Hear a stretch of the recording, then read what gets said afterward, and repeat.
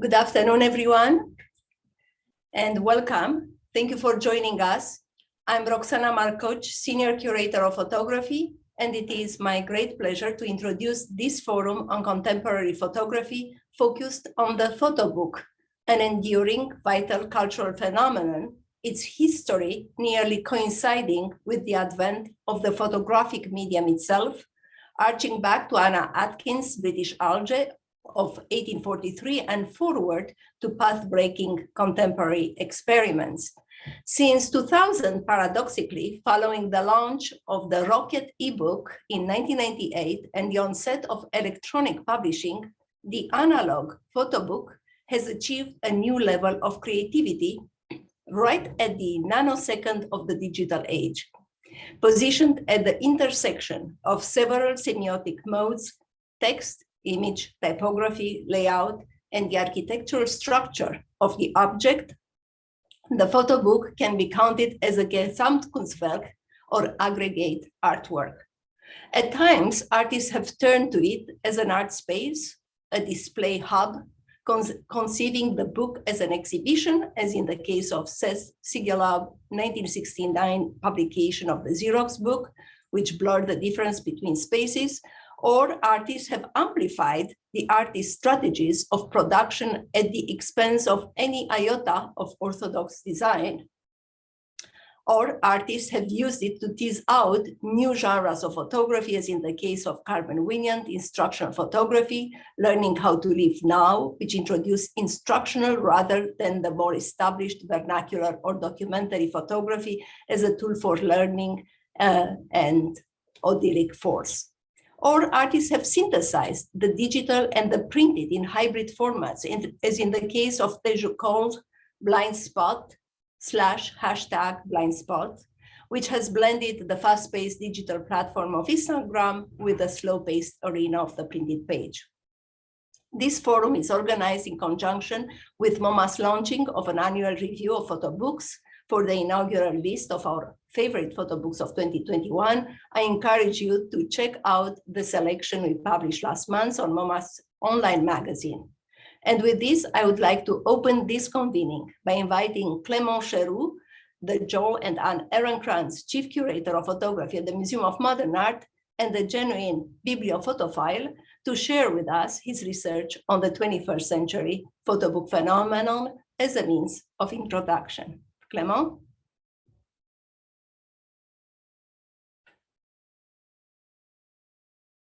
Okay. Yes. Hello, everyone. Thank you, Roxana. Can we have the first slide, please?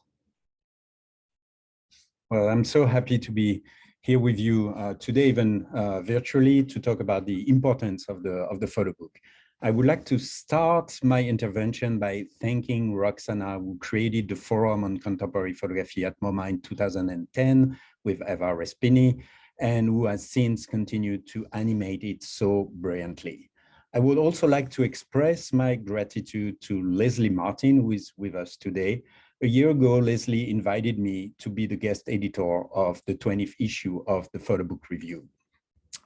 Perhaps it is no coincidence that Leslie founded the Photo Book Review within Aperture in 2011, just a few months after the first Forum on Contemporary Photography.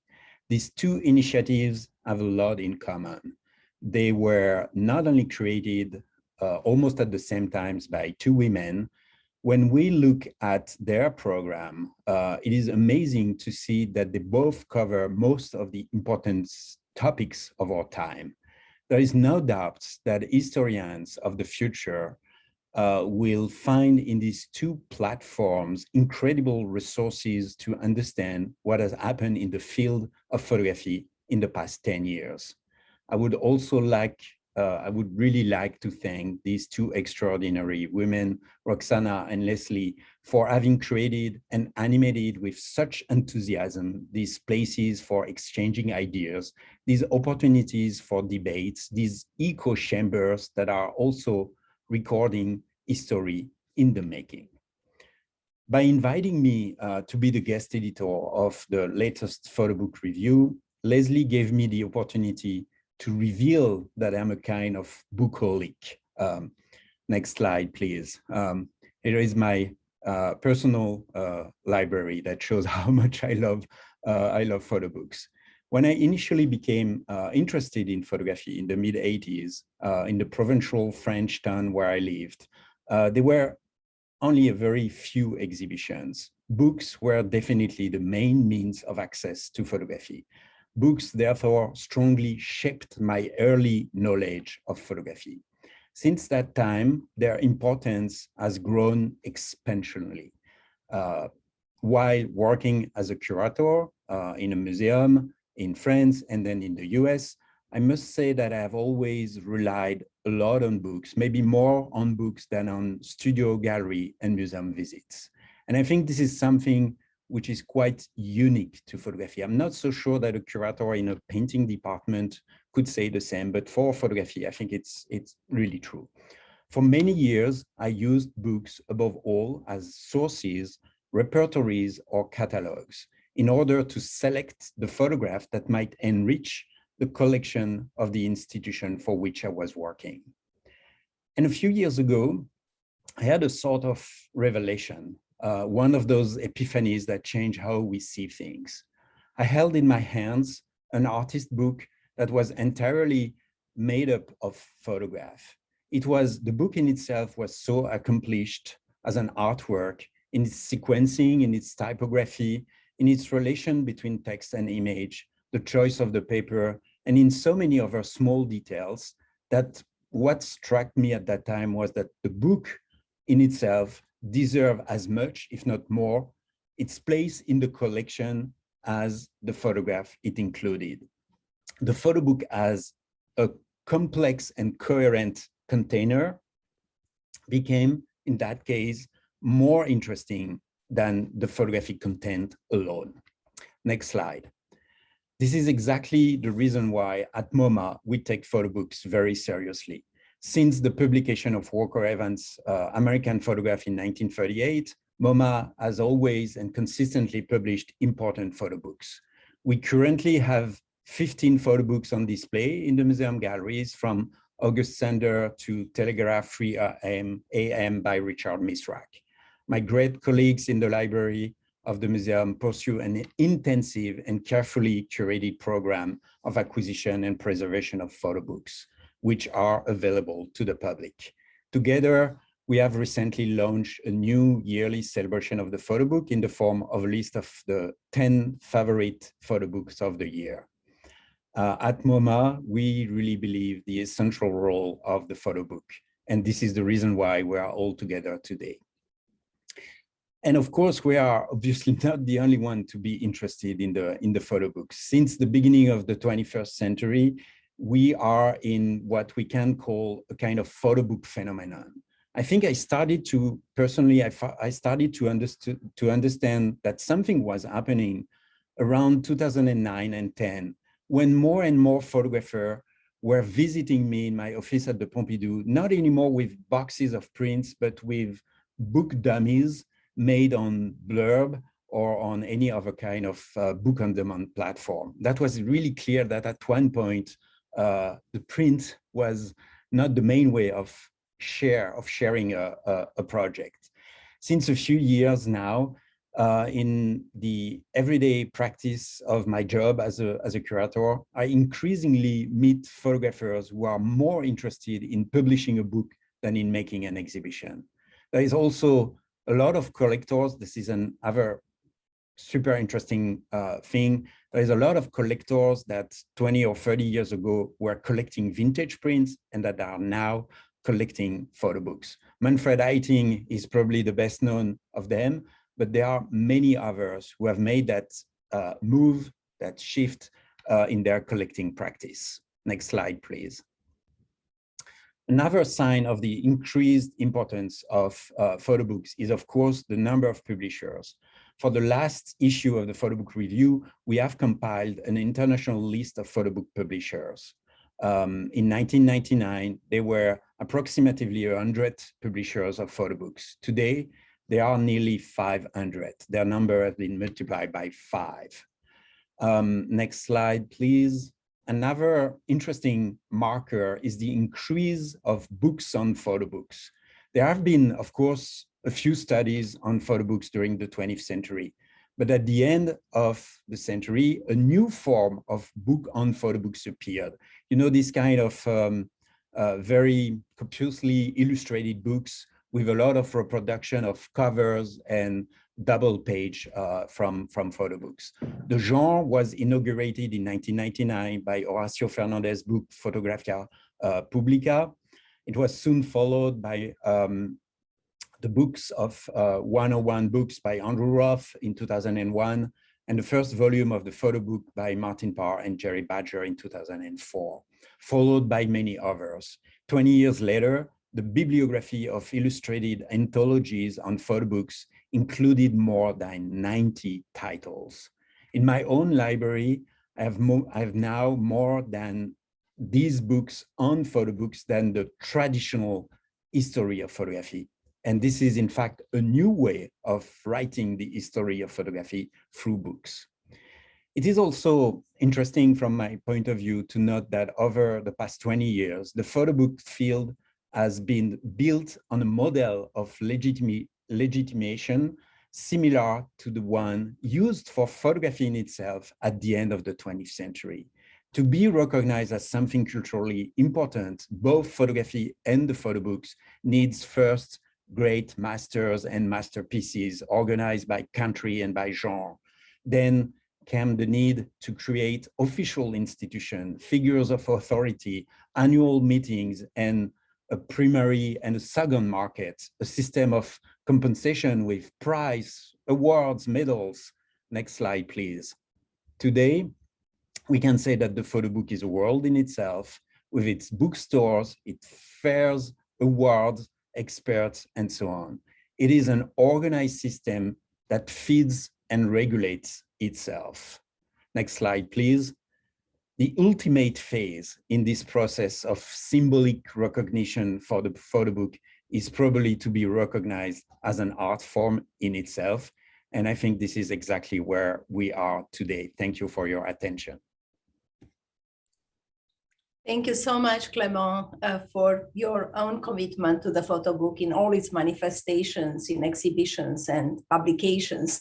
And I would like to invite next Joshua Chung, the Miriam and Ira D. Wallach Associate Director for Art, Prints, and Photographs, and the Robert B. Menschel Senior Curator of Photography at the New York Public Library, as well as Miyuki Hinton, historian and photography scholar. The two of them have collaborated on the facsimile of Koji Kawada's The Map, Chizu, one of the most notable and sought after books in the history of Japanese photography, which has seen numerous editions since its original publication in August 1965.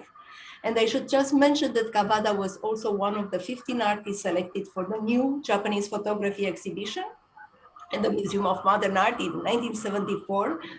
And also in November 2001, the New York Public Library acquired the rarest version of the book, Kawada's unique handmade maquette, which presents a notably different physicality than that of the published edition. I'm sure that Josh and Miyuki will be addressing that, and we look forward to your presentation, knowing that you also have conducted extended interviews with the artists. So thank you for sharing your findings with us.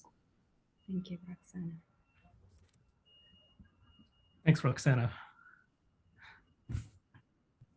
So if we could pull up the slideshow. Great, thank you. So Miyuki and I are here to present on Chizu, otherwise known as The Map. I first heard about it, like probably many of you, through Andrew Roth's Book of 101 Books, which was published in fall of 2001. In Andrew's book, Vinciletti describes Chizu very compellingly as a part surprise package, part letter bomb. Next slide, please. Clearly intended to be an experience as well as a book. So I was intrigued by reading this, but was also somewhat teased by it, since it's nearly impossible to get a sense of this object, never mind the experience of it, from the reduced two-dimensional thumbnails that appear in this and other photo book anthologies. Next slide, please. So before we go into any further into discussion of the maquette in this book that we've just published, I wanted to briefly address this question of what is Chizu? Published in a small edition in 1965, Chizu is a book that's justifiably famous, but due to its extreme rarity, it's a book that also, at least in its original edition, remains mysterious, almost mythical, and not all that well known. After a few years working as a magazine staff photographer, Kikuji Kawada embarked on his independent series in 1961. He was spurred by his encounter of the walls of the atomic bomb dome in Hiroshima. And over the next few years, he worked with the designer Kohei Sugiura to marshal the various components of his project into a final form. Could we play the video, please? So rather than show a sequence of static spreads, so I thought we'd play a brief video to better capture the experience of the book itself. You'll notice at first the scale of the book, which is about the size of 2 of my hands. Sugiura's design called for a peeling back of layers. So out of a cardboard chemise whose flaps unfold reveals the book itself. The book title and the captions are cleverly laid out and underneath the surfaces of the outer packaging. Once you open its covers, you're plunged into the dense, obtuse imagery of the book itself, printed in rich gravure. Every other page is a centerfold, is a gatefold. And the images range from Kawada's dense renderings of the terrifying, almost abstract interior walls of the atomic bomb dome to high contrast pictures of abandoned military strongholds.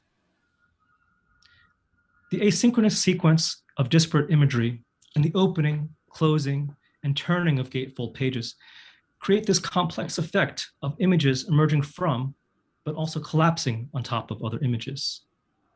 So we have here mounds of scrap metal. We're back to the encrusted walls. Scrap metal again. Tourist graffiti. Sake bottles fused by the blast. And last letters from kamikaze pilots to their families. In Kawada's book, evocative details are obscured and revealed, a drama activated by the viewer's hands. Chizu has had 3 peak moments of recognition in its 55 years history. First was in 1965 when it was published. It was reviewed not only in photography magazines, but also by critics of design, literature, and painting. Second was in the late 1970s to the early 1980s. Unlike American Europe, historicization of photography as an art form had just begun in Japan at that time, and the primacy of the printed media in Japanese photography was acknowledged, and photobooks were rigorously studied by Japanese historians. The third is around 1999, when Chizu was introduced to the Western market, which resulted in its integration into the Western canon of photography and photo books. It was around this time that Japanese book dealers started to introduce important photo books to Western dealers. Chizu's rarity is not unrelated also to its status as a highly sought-after masterpiece and collector's item. Although the print run is thought to be around 700, a few hundred of those were accidentally burned in the student protests of 1968 at Tokyo University.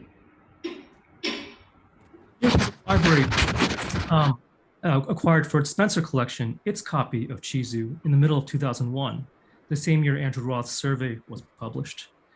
But a few months later, as Roxana mentioned, we were able to acquire something even more extraordinary, the unique handmade maquette of Kawada's masterpiece. Next slide.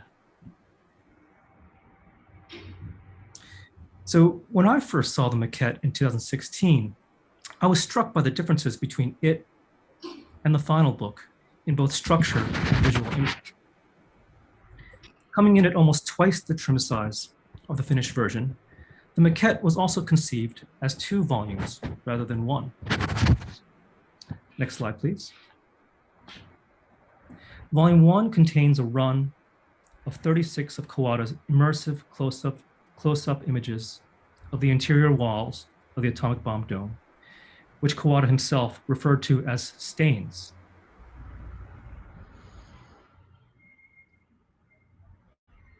And as you'll see when we get to it, this run of images is interrupted at irregular intervals by blank spreads of stark paper white. Volume 2, and go to the next slide, please, contains a mixed sequence of more recognizable imagery. The aforementioned scenes of strongholds, of scrap heaps, the detritus of post-war Japan,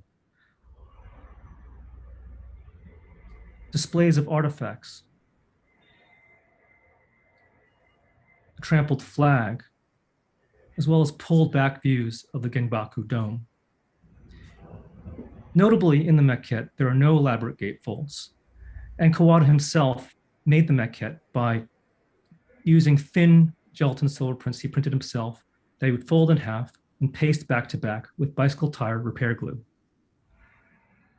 So I was struck by the raw power of the maquette, which had its own distinct logic and integrity. Spending time with it raised a litany of questions. One, why was this version abandoned? Two, what did Kawada and Sugura intend with those blank spreads? Three, would Chizu have had the impact it had this been the version that was ultimately published? So we decided to publish this facsimile, not only to address these questions for ourselves, but also to allow others access to this alternate form so they could make up their own minds. Our initial understanding about the evolution of Kikuji Kawada's Chizu was based on existing narratives, but through our research, these narratives were often proved to be flawed. Next slide, please.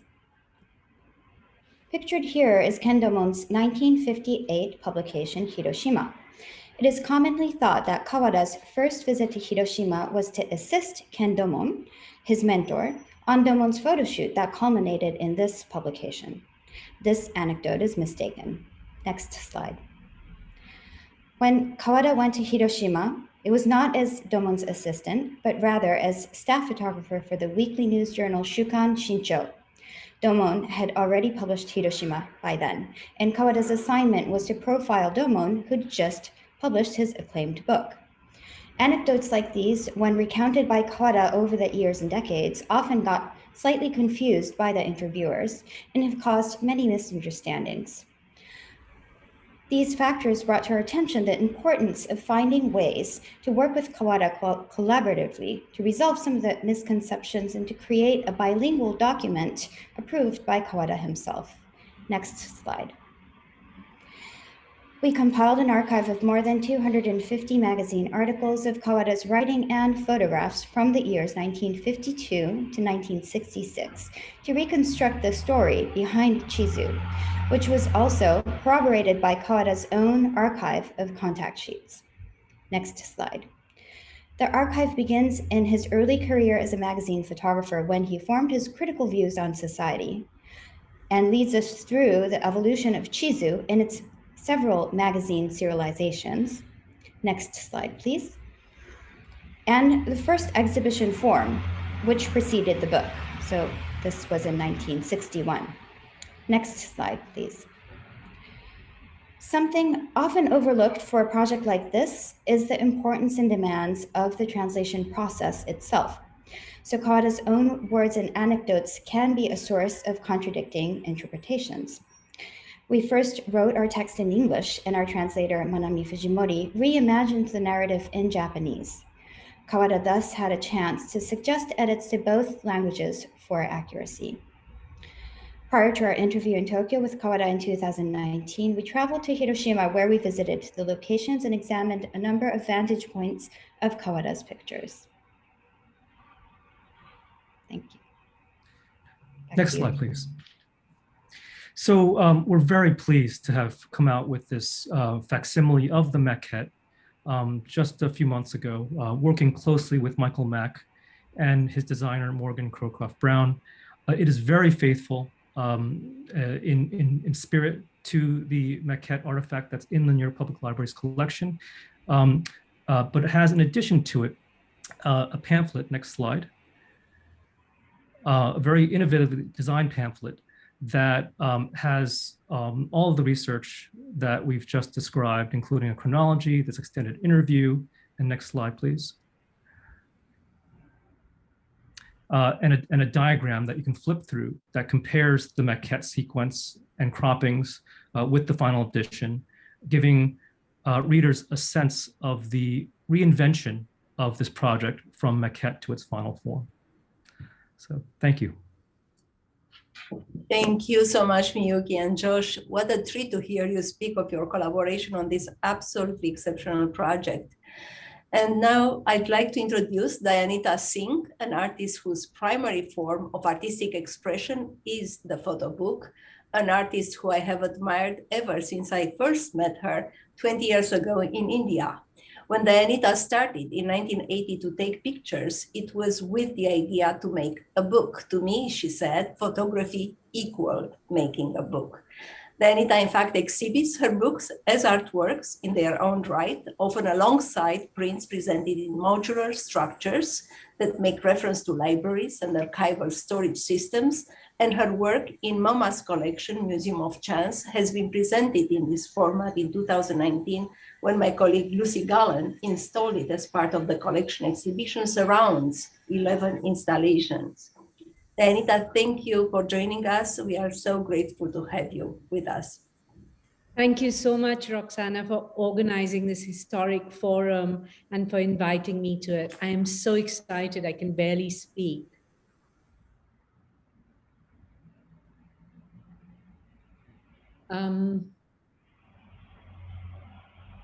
I thought I would just run you through a little part of my book story.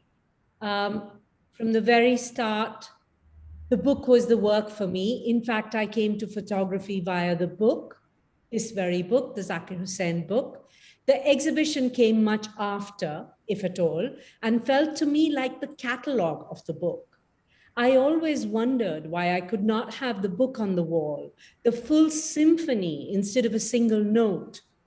I wanted to insert a book into the frame of my Go Way Closer print, which was on the wall.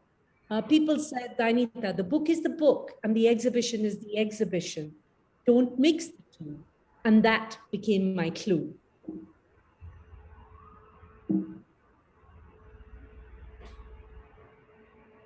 In 2008, we published Sent a Letter, a box that had 7 accordion fold books in it, and 3,000 empty boxes were shipped from India because we wanted the box to have a handmade feel and for it to feel like the parcel fabric that is used in India. And so it had to come from India. And so that's what we did. We published this in 2008. And then I went to Calcutta to have an exhibition in a gallery nearby. I found this beautiful shop on Park Street where I installed Sent a Letter, and it has been my longest running exhibition. It has been on Park Street for 10 years. My most satisfying exhibition, actually, because more than 10,000 people walk the street every day. And even if 1% of them were looking at my work, or 0.1%, you can imagine the numbers of footfalls this street exhibition got. So that was the success of Sent a Letter for me, because I had always wondered why the book couldn't be the exhibition. And then whether it was at the Photo Museum in Winterthur or in Arles or Banaras, where I went to the Ganges View Hotel and Shashank Bhai wanted to have an exhibition, or the National Museum in Delhi, I was able to introduce Sent a Letter as a Sent a Letter museum with all these fabulous sculptures as well. So Sent a Letter became for me, the book became the exhibition. There was no separation. There was no prints of that work. It was only available in that Sent a Letter box format.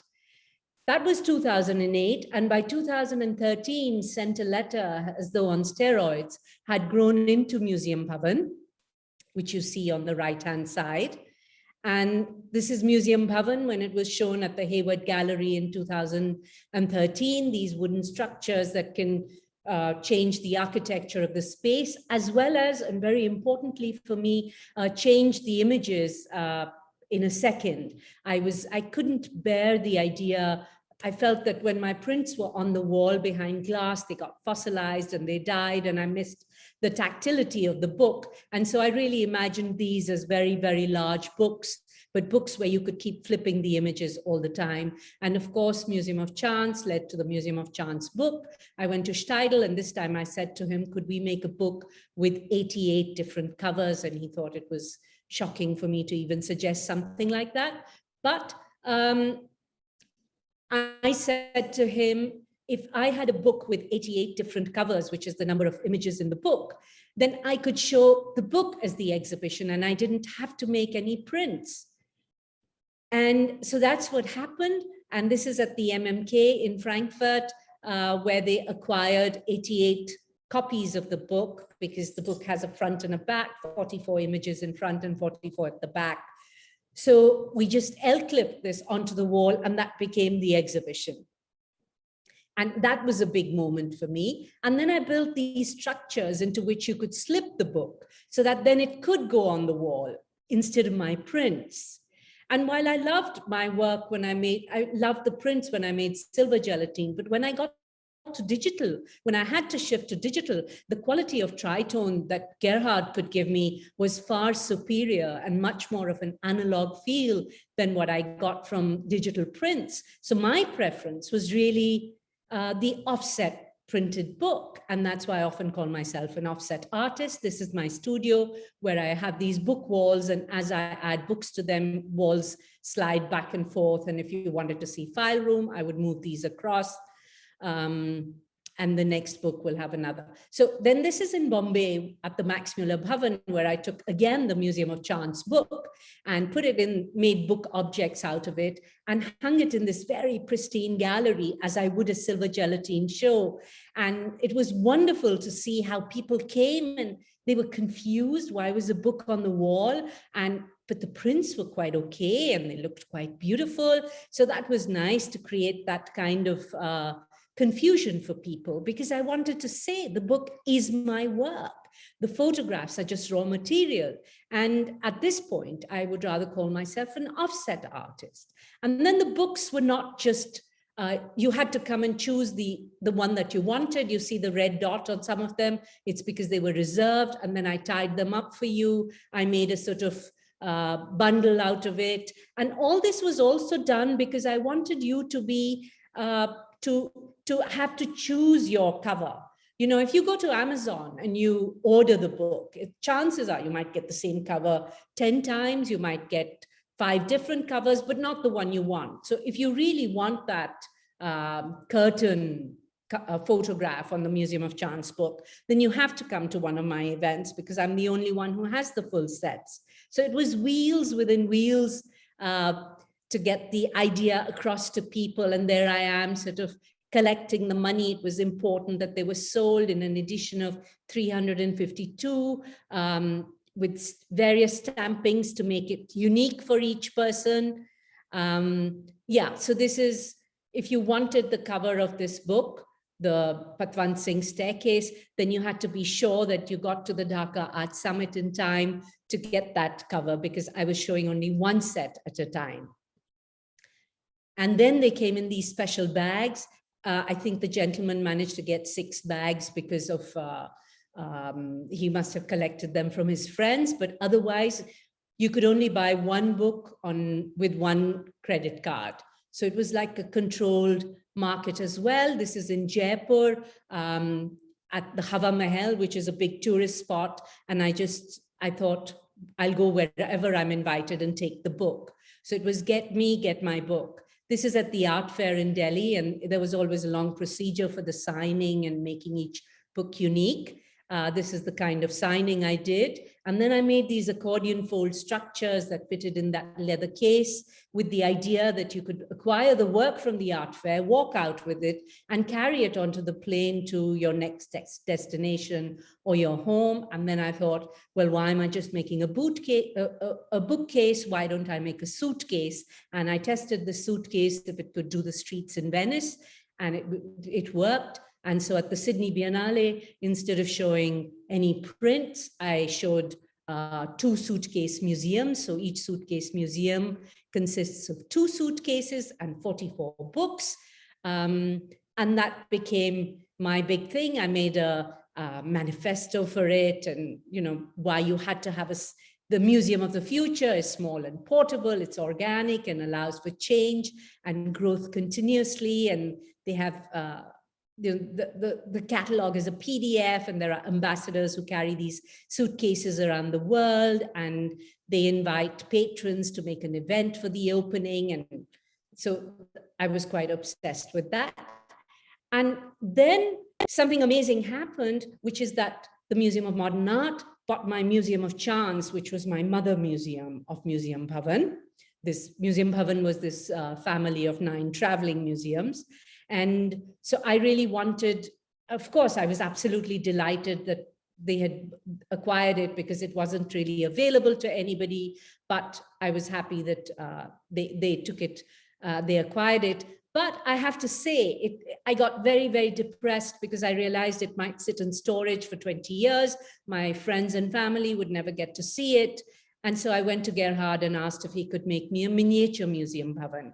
And that's what we did. We took all my museums that were part of Museum Bhavan, made a miniature accordion fold book like Center Letter. So if you bought this box and it was the same size, Center Letter gave you 7 exhibitions of my work, and this gave you 9 exhibitions of my work. So in total, you would have 16 exhibitions of my work in your house to show as you wanted, whenever you wanted, if you wanted.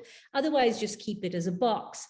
The nice thing with this box was I also got to really question the idea of the book not being valuable because it's not unique and it's mass produced. Well, the inside is mass produced, but each box is unique. And again, 3,000 boxes were shipped from India because I wanted to say that that a book can be mass produced and unique. And then I went back to Calcutta, to Park Street, and I said, could I replace Center Letter with Museum Bhavan? And so 10 years of Center Letter was over, and now Museum Bhavan has been in the vitrine for 3 years now, or 4 years, I can't remember. And again, so I have my own gallery on Park Street, which is not connected to anything else.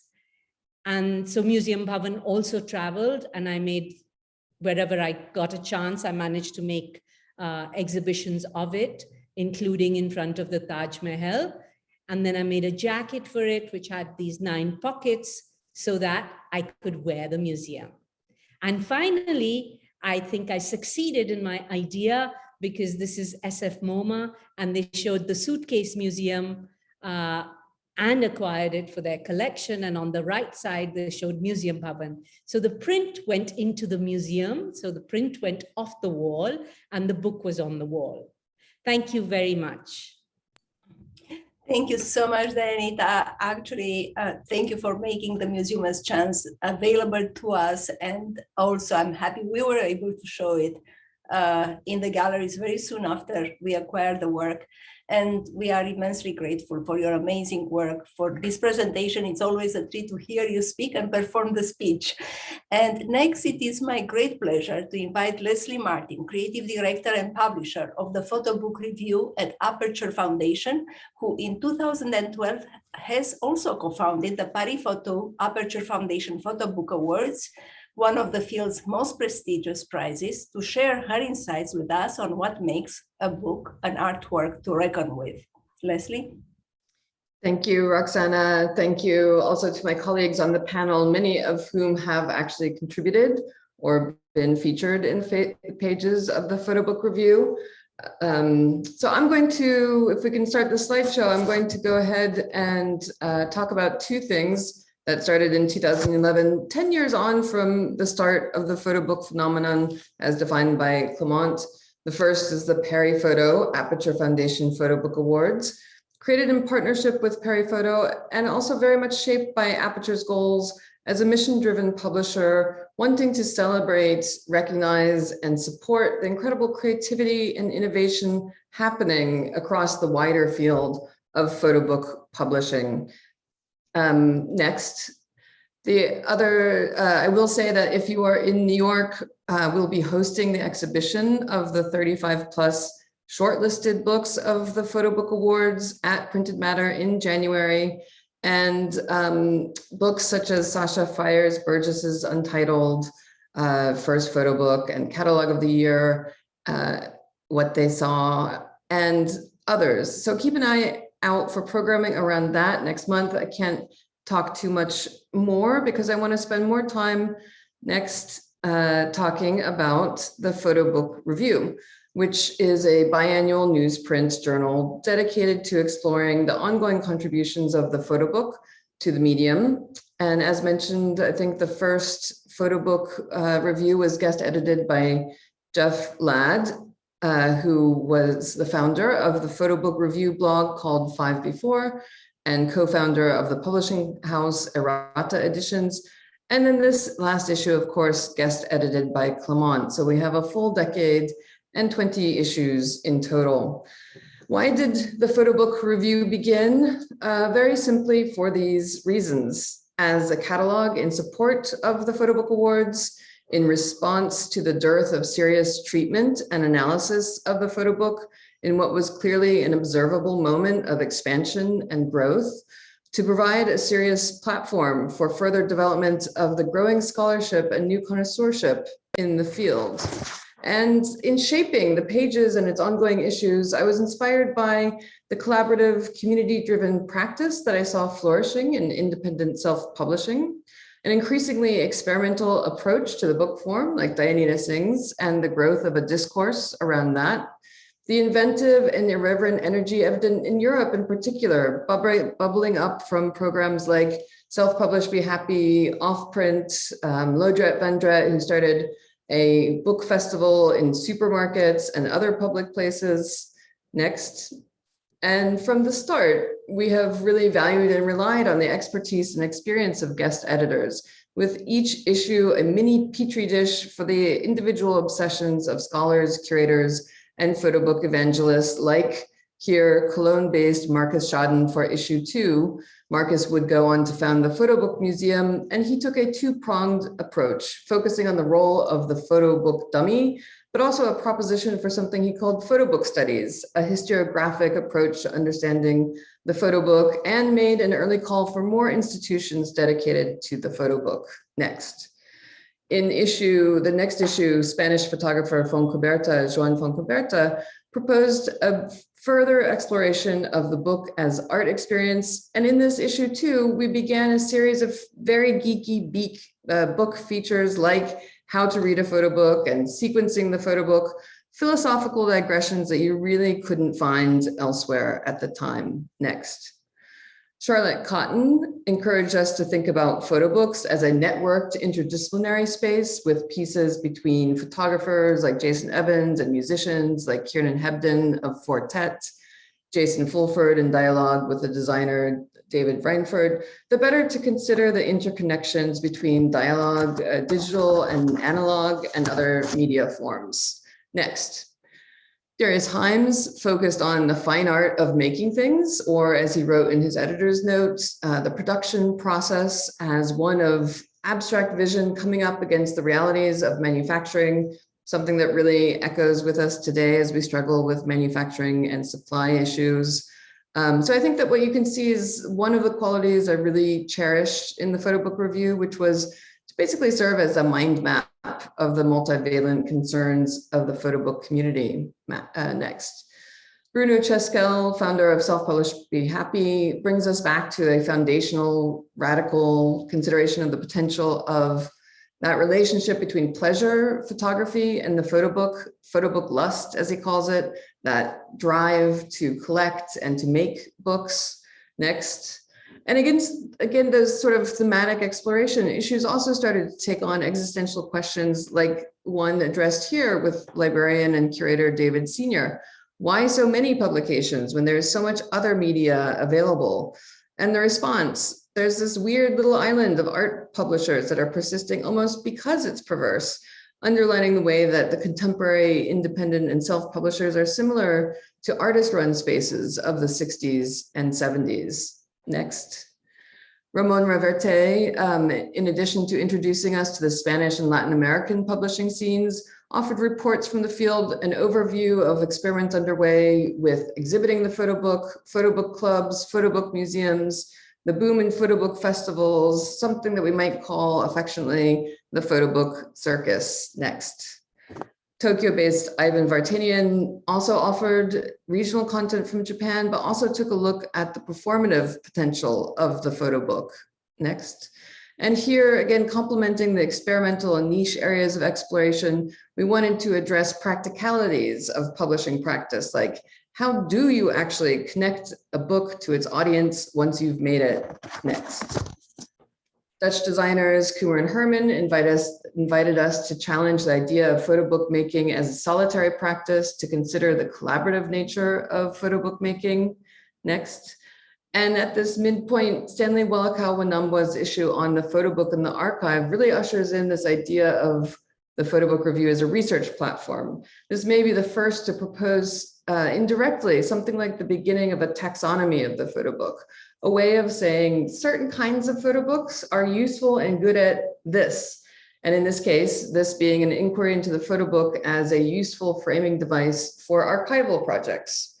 Next.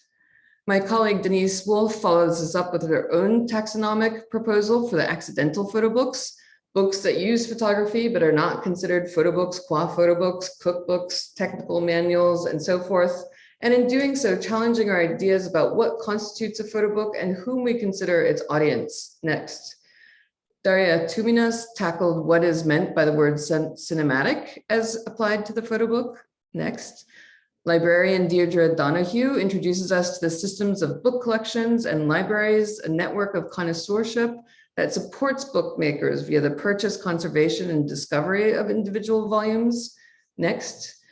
David Campany explores the way that editing creates order out of chaos, asking questions like, how do we select and sequence photographs to create meaning? What is the history of this? And what does editing look like? Next. Federica Chiochetti's issue is another taxonomic issue in which she explores the image text or photo textbook, giving us a chronology, which, like Stanley's notes for a history of the photo book and the archive, is very much an invitation for future study. Carmen Wynant, next. We had the artist, Carmen Wynant, explore the ways the printed page has functioned as an autonomous and radical site of artistic expression, in particular for artists with a feminist agenda, posing the question, what is a feminist photo book? Next. And in fall of 2020, Deb Willis led an important and crucial survey of photo books by Black artists, here giving us again a much needed scaffolding for future research and laying the groundwork for a sorely needed history of the visual language of testifying to the individual and collective experiences of Black photographers. Next. And this pretty much brings us up to the end of this 10-year exercise in mapping and kind of trying to explore what lays under the hood of the photo book world, which Clement has so brilliantly capped off with his issue. I'll admit there were two issues where I took up the guest editorship myself, these two next. And this was often just as a way of injecting a sort of interview-driven conversational mode of research, which I think is very true to the dialectic nature of the photo book, in which there's always at least two parties, the makers and the readers, participating in the act of creation and activation. And I'll just leave us with one last thought from the wonderful Dayanita Singh, which in the next slide appears as one of the centerfolds for issue 19, which is a book is a conversation with a stranger in the future. And I think a book is always a conversation.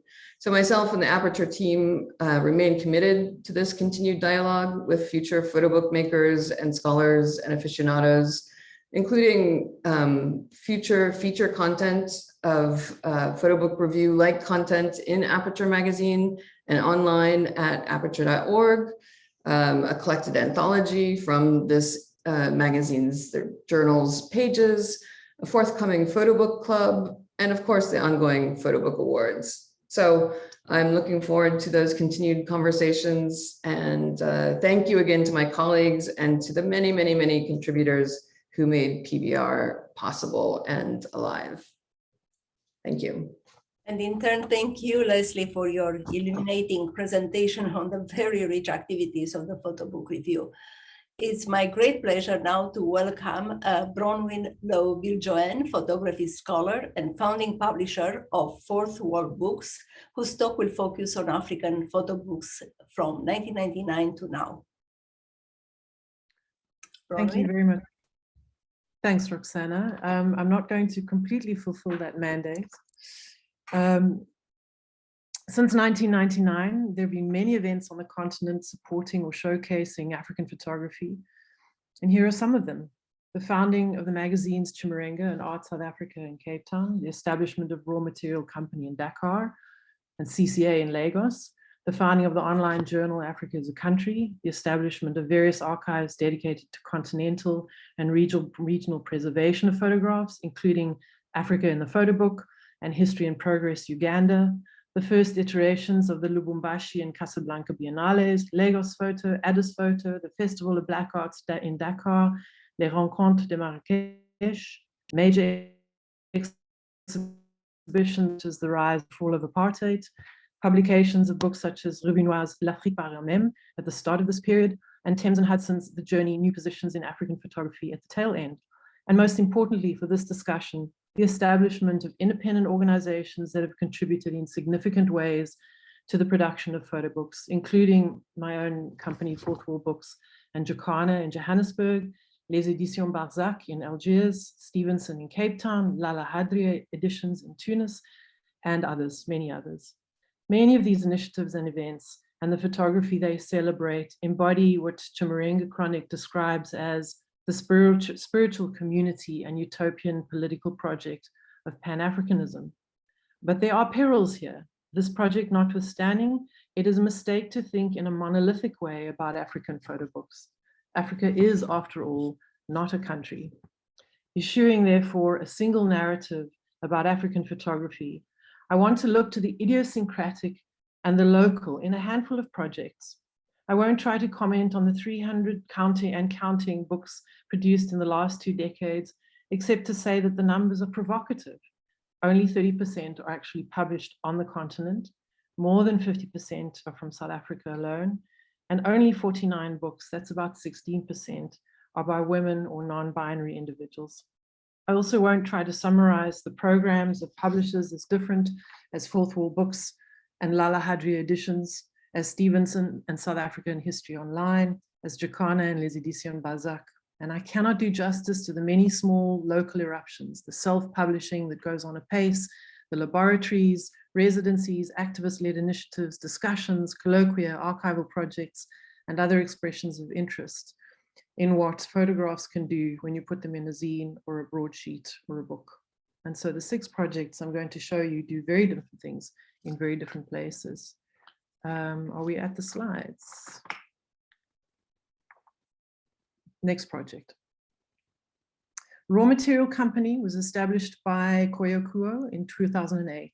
One of the earliest publications of its vibrant and responsive programming follows from a series of events that begin in Senegal in 2011, first as a spontaneous protest against debilitating service delivery, and then as a direct result of an unconstitutional move on the part of the National Assembly to install the president for a 3rd term.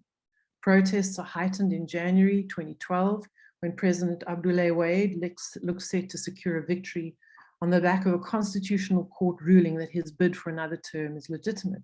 The protests are met with violent suppression by the police. Chronique d'une révolte was first an exhibition documenting the civilian mobilization and the evidence that followed. The 424-page catalogue was produced mere months after the general election in February 2012, suggesting not so much a completed document as an unfolding of events, almost in real time. What is presented is thus not closure and hindsight, but contingency and mobility. The images document civilian energy, but are themselves also an expression of this energy. They are not static, but open-ended, not conclusive, but in the fragmented stop-start process of becoming a document, a recording. Next project. In 2012, while taking photographs in Lubumbashi, Georges Senga notices a man, an ex-teacher, who looks remarkably like Patrice Lumumba, like he looked in 1961 before he was assassinated. Senga, who has been asking himself for some time now what Lumumba would have looked like if he had lived, suddenly seizes on the idea of a visual fiction in which Lumumba is mirrored by a man, a kind of living ghost of the dead president, who will play him in a series of portraits. The resulting 14 diptychs labeled simply 1A, 1B, 2A, 2B, and so on, are not only playful, but also raise questions about the intertwining of history and memory. What do we remember, and is our memory a fragment of history or an extension of our imagination? Can an archive of images unravel this knotty problem? Can what Senga calls political amnesia be undone by a glorious fantasy of retrieval? Can the dialectic thrust of Senga's art, expressed in various ways in his bodies of work, turn the teacher, Kayende Lubamba Kilobo, into Patrice Emery Lumumba? Next project. In 1999, Sophia Klaase is a teenager in the tiny Namaqualand village of Paulshoek, when a group of researchers from Cape Town launch a long-term research project in the area aimed at understanding life in a small rural outpost, from its farming methods to its civic and economic structures. Klaase and several others are invited to make photographs documenting the everyday events of life in the village. When the project finally ends, Klaase, pictured here, keeps going for several years afterwards, amassing hundreds of images that eventually are curated and exhibited in Cape Town in 2014. The book attempts to record a specific place and time in post-apartheid South Africa, but it also illustrates the unexpected and serendipitous. The design follows the meandering trail of Klaase's own photographs, and in an attempt to embody the looseness and fragmentary nature of her documentation, and sets the images against the more formal structure of the essays. Next project, Platinum. And elsewhere in August 2012, a group of platinum miners at the Lonmin mine are camped out on a small hill in the town of Marikana, northwest of Johannesburg, in protest over poor living conditions and poor wages. On the 16th of the month, as the miners walk down the hill in small groups to disperse, they are met by the police, who unprovoked open fire on them. 30 miners are gunned down, some at very close range. 2 years later, the photographer Jason Larkin visited Marikana to try to assess what had happened in the time since the massacre. The journalist Jack Schenker contributed an extensive essay on the extractive and exploitative history of platinum mining, and Larkin compiled this with only 8 images into a cardboard-covered book held together by a black band. It was published in an English and an isiXhosa edition, and many copies were distributed free to miners in Marikana.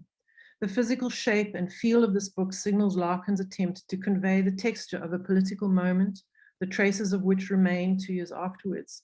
They portray a landscape dotted with the infrastructure of the mine, against which miners and their families try to exercise their right to political expression, dignified housing, and a living wage. Next project. History in Progress, Uganda. The same questions apply to History in Progress, Uganda.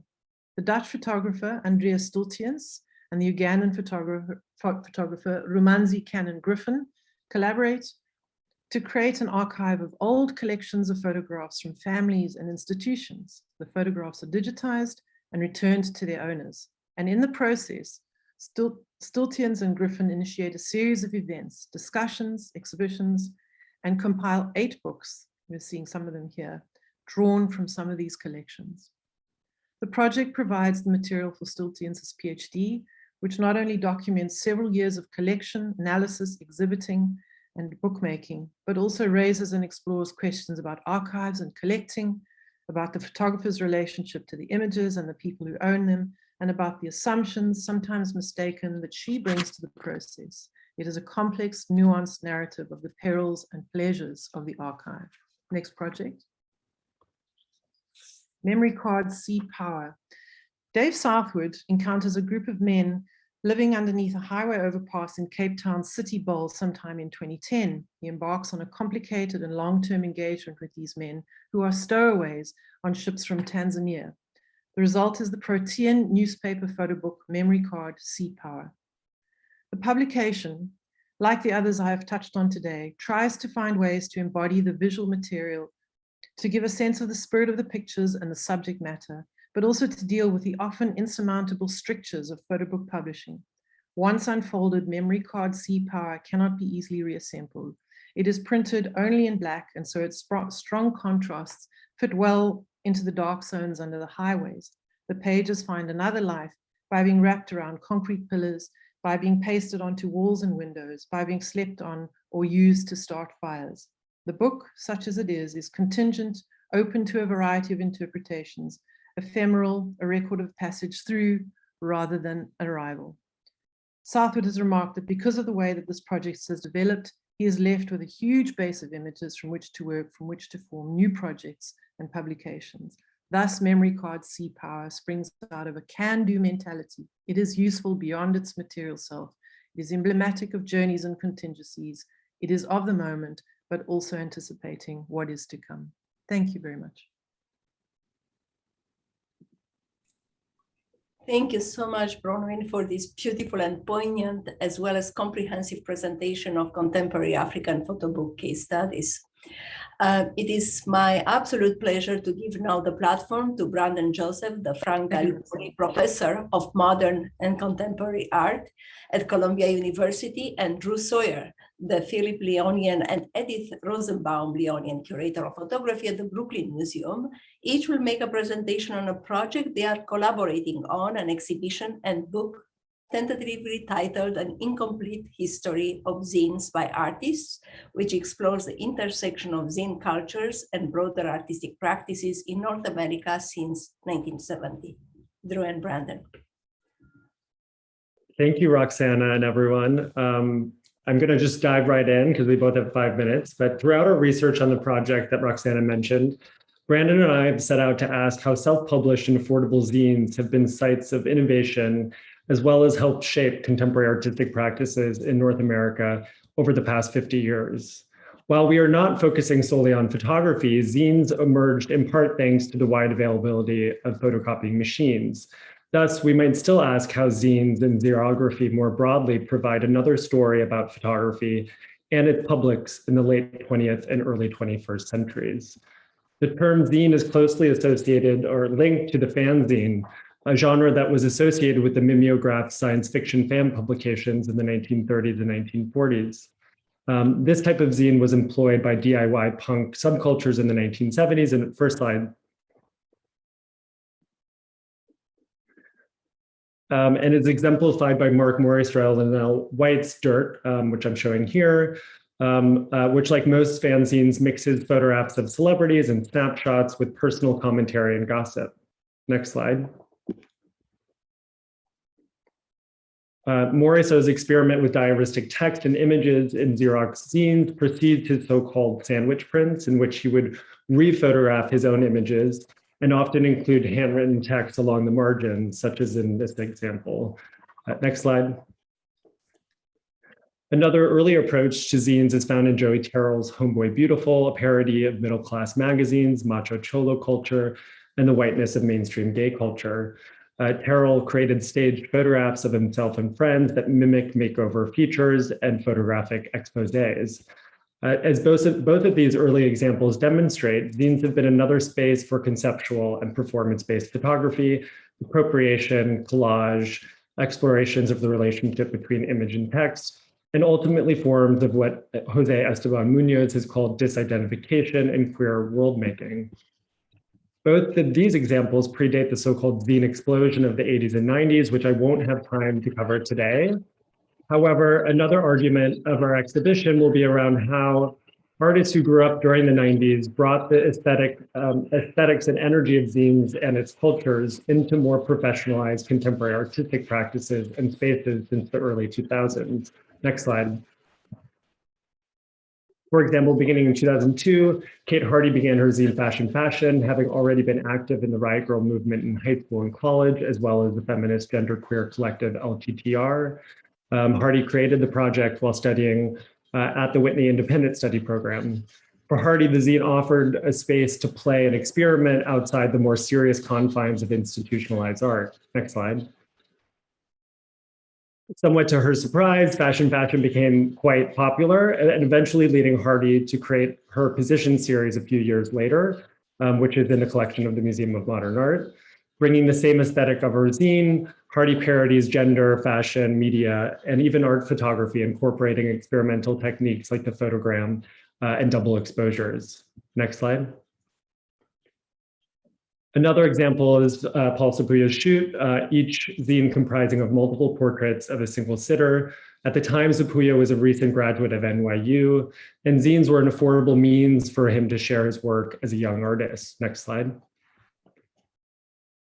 After Sepuya's portraits began to circulate beyond the pages of his zines, he made studio-based work that explored the social spaces of portraiture along with its distribution, repetition, and fragmentation, such as these two examples. Next slide. In spite of, or perhaps due to the increased availability of images online and through mobile devices over the past years, artists have continued to use zines as a way to quickly and cheaply share new bodies of work. Ari Markopoulos is probably one of the best examples of a prolific zine maker who produces new publications for a range of purposes.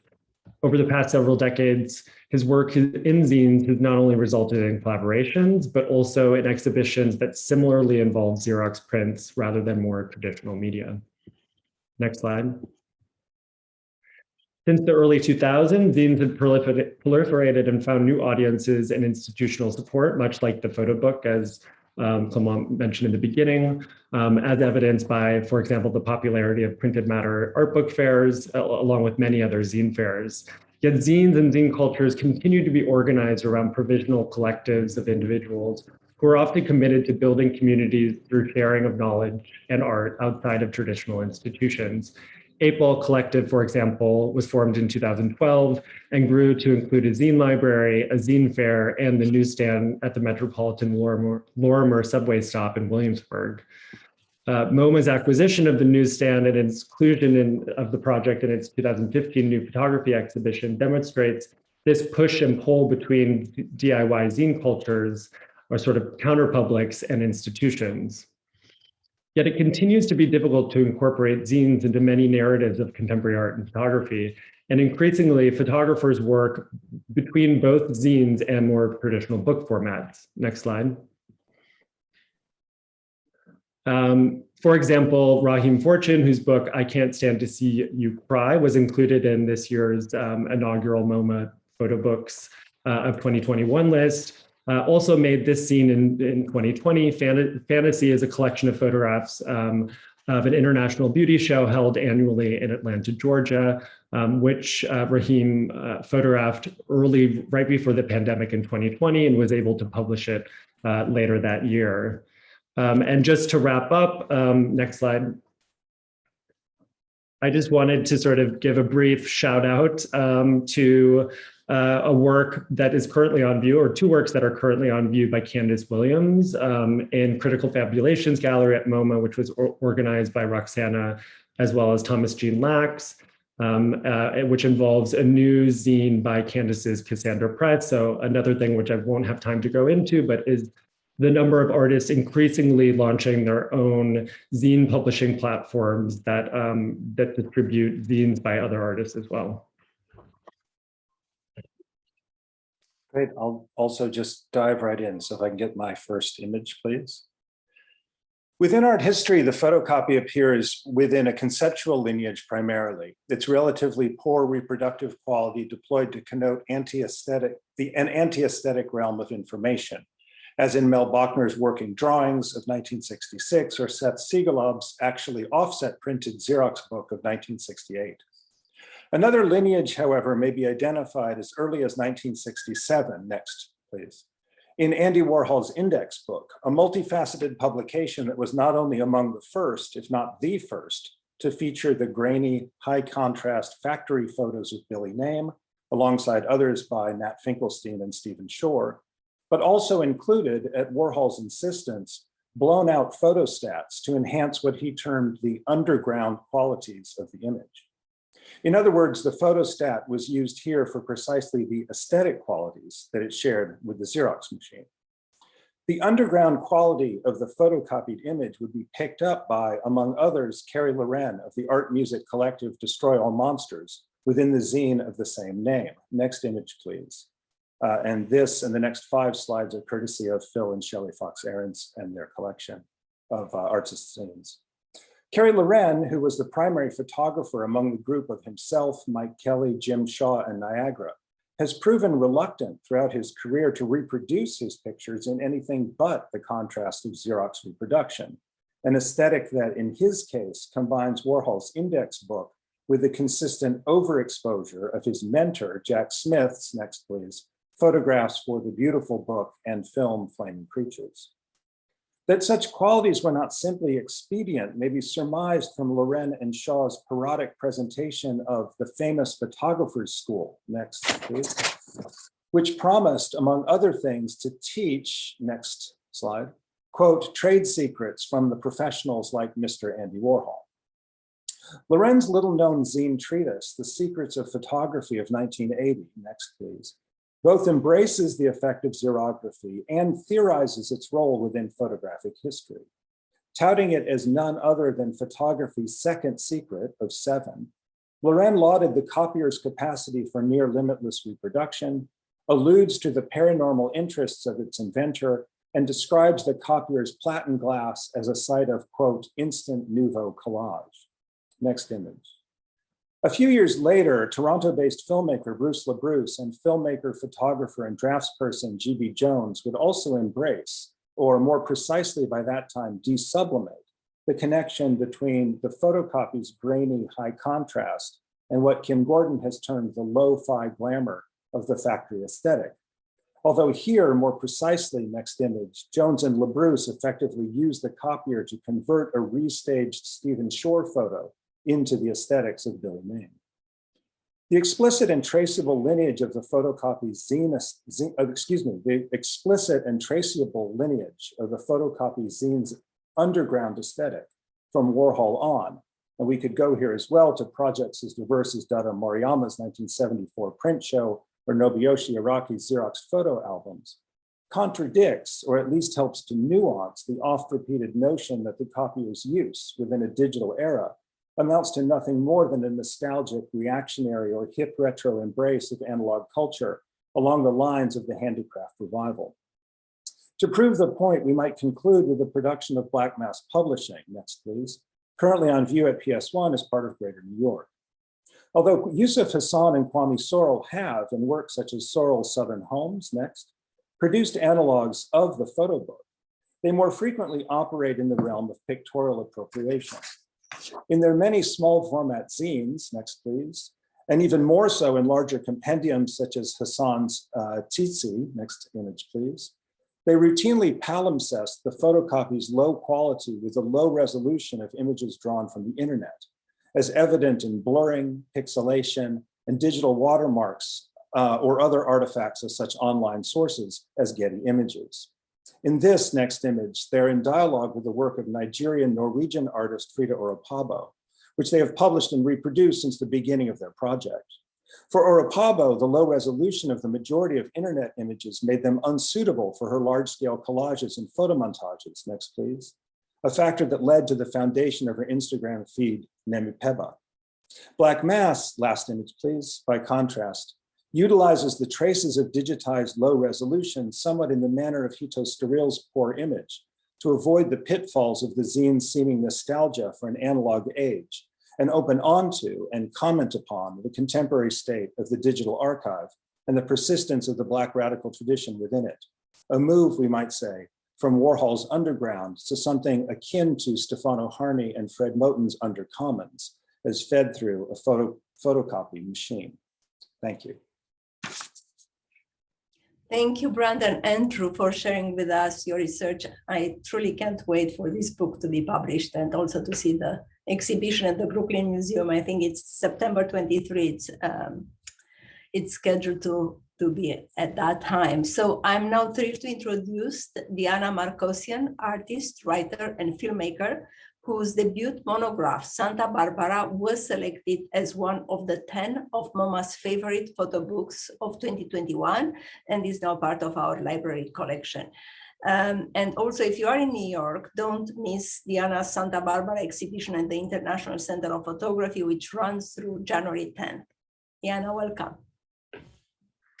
Thank you so much for having me. So if we could just put the first slide up. So this book never really began as a book. It just began as this discovery of my family, and a lot of my previous work was about going back to my country in Russia and Armenia and discovering this divided upbringing that I had between America and the former Soviet Union. So when I was in my mid-20s, late 20s, I kind of learned a few things about my mom and how we came to America. And it was all inspired by a soap opera that we used to watch in Russia. And that was kind of the beginnings of what began this journey and this book film that I worked on for the last few years. If we could go to the next slide. And I began this process of creating a script after learning how my family arrived to America. My mom was a mail order bride, and I collaborated with a writer to create a script of our journey, and took the script to every family member and had them take an edit and kind of have their own remarks on what I thought was the truth. And it became a bit of this Rashomon of our family story. Everyone had their own interpretation of what happened. And through the script, my father discovered my family, what happened to my family, my mom and my brother and I, and how we came to America. And then my mother had a chance to edit his lines, and my brother made notes as well. And that became the starting point of the book that I started working on in 2018. And the book became also a film, which if we go to the next slide, I'd love to show a trailer for that. Do we have that?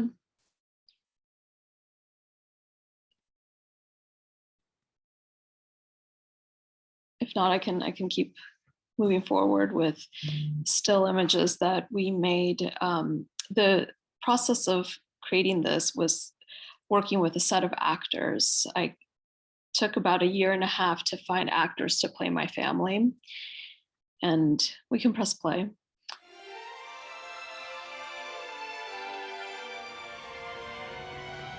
The love story continues on Santa Barbara. I'm reading for the role of Svetlana. I believe Svetlana is a mother first. All right, we're rolling. Lots of women, they just don't have this courage to change their life. She's looking for a better future for herself and her children. She's not your typical mail order bride. It almost seems like the unknown is already better than what she has here. What do you think? He's alive now?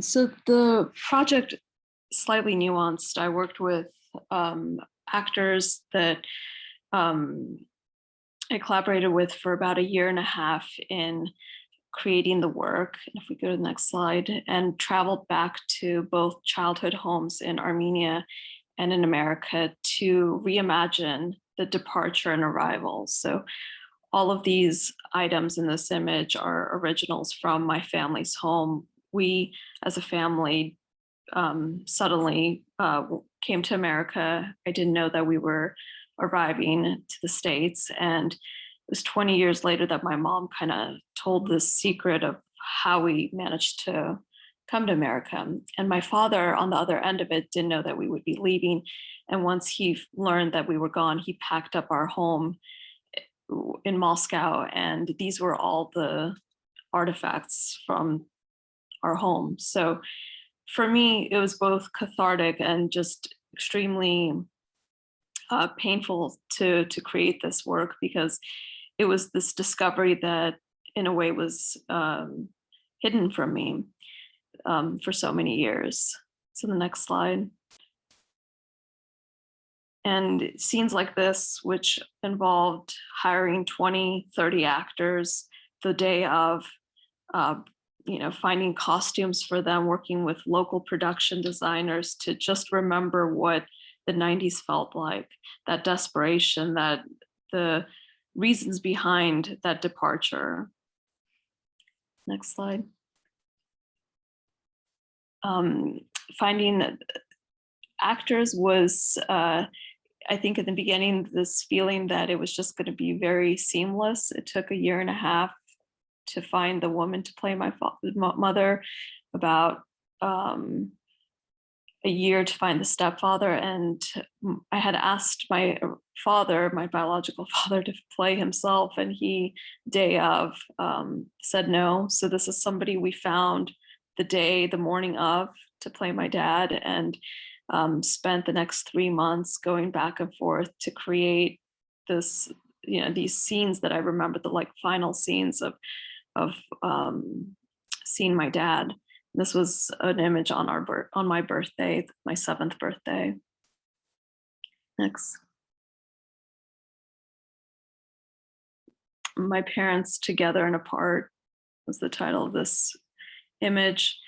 So going back to the original apartment and just trying to imagine this entire project through my mom's, through my mom's perspective, and working really closely with Leslie on this. And we had finished pretty much 75% of the book. And then once we were creating it, it was this chapter, this beginning chapter, that hadn't been done. And I think I was in Barcelona with the designer, and just suddenly went to Armenia, suddenly decided to create this first chapter of trying to understand why my mom would even leave Russia. And I think this has been very, for me, this process, this was my first book, but the very natural way that I create work is very much of an impulse, and is rooted in documentary, and wasn't ever really storyboarded, even though this was so constructed as a project and as a script and as a story. It really came from working through the edit of the book that we started to understand which images were missing. So next scene. Next. So this was a set we had initially created, and when my mom walked into set, she didn't recognize it, so we had to travel back to the original home. Next. And if we could just roll through these, and these were just scenes from California and early memories that I had that I wanted to create as both images, but also just almost artifacts, that to remind myself that this really did happen to my family. And this, in a way, casting these actors allowed me to spend more time with them, because so much of my childhood was abruptly finished. And I think exciting thing about creating the book was we were processing things, but I was living in California at that point and traveling back and forth to New York. And I think each trip furthered the book until the very last chapter in Russia. And then the end of the book finishes with a set of actors, kind of a nod to the whole thing being a work of fiction that we had created. That's Santa Barbara. Thank you. Thank you so much, Diana, for your riveting presentation, and also for the exhibition. I encourage everyone to go and see it. And we also look forward to following your next projects. I'm delighted to now welcome Chris Graves, artist and founding publisher of Monolith Editions, whose own work focuses on social and cultural matters and whose interest embraces at once independent bookmaking and non-fungible tokens or NFTs. So welcome, Chris. How's it going, y'all? Everybody can hear me okay? Yeah. Good. Thanks so much for having me here. It's really wonderful to be around all of you really amazing makers of photography. Such history in the room. It's really it's awe-inspiring. So thank you for having me. My name is Chris Graves. I'm from and live in Queens, New York. I went to a school named Purchase College, which is like 20 minutes from the city. So I've been here my whole life. The first thing I did in photography, I used to run some gallery shows in Chelsea for some time. And then I opened up my own space in Brooklyn for about 3 years, starting in 2009, named Chris Graves Projects, where we we founded this gallery, and we quickly realized that we didn't want to sell photographs to clients because none of the people that we were surrounded by, our people, couldn't afford it. So we wanted to figure out a different way to get art in people's homes, and that was books pretty quickly. So if you would please start this slides. Yeah, so we ran a gallery in Brooklyn and Dumbo named KGP pretty much, and had about 25, 30 solo shows with photographers and works on paper artists, did a bunch of art fairs. I realized that we were just kind of floating and not really getting the work to so many hands. I also did this while having a full-time day job. That was a whole nother thing. Next, the first book I worked on, and you can't even see it here, which is crazy. This is Laura McPhee. We worked with a photographer named Laura McPhee on a book named Guardians of Solitude. It's 16 by 20 inches. Next, so you can see the size here. It was my first. It's my first book, pretty much. So we decided that it was great to have a $60,000 project as a first book. I don't know why we thought that was a good idea, but it turned out okay. The book is beautiful, and we realized that we wanted to do limited edition books. So we did 600 copies of this. We've only really made 500 or 600 copies of all the books, or way less. Next. So I did that when running the gallery. As the gallery started to close down, I wanted to figure out a model for truly getting books into people's homes, because that first book was like $300, and this book I wanted something that cost $40. So me and my friend came together, a guy named Eric Harabedian, and made this kind of split book. I got half and he got half. Next, I photographed landscapes all across Queens. Next, and he was in charge of the portraiture. So we made this little book, sold enough copies to do a pre-order for a few $1,000s, made it in Iceland at Odie when they used to make offset books, and I did a bunch of research, went to Strand every day and looked at every single photo book, found every press or every printer, and called them, emailed them, got quotes, and figured out who was the most affordable to actually make a book with. So I did all that research to try to figure it out.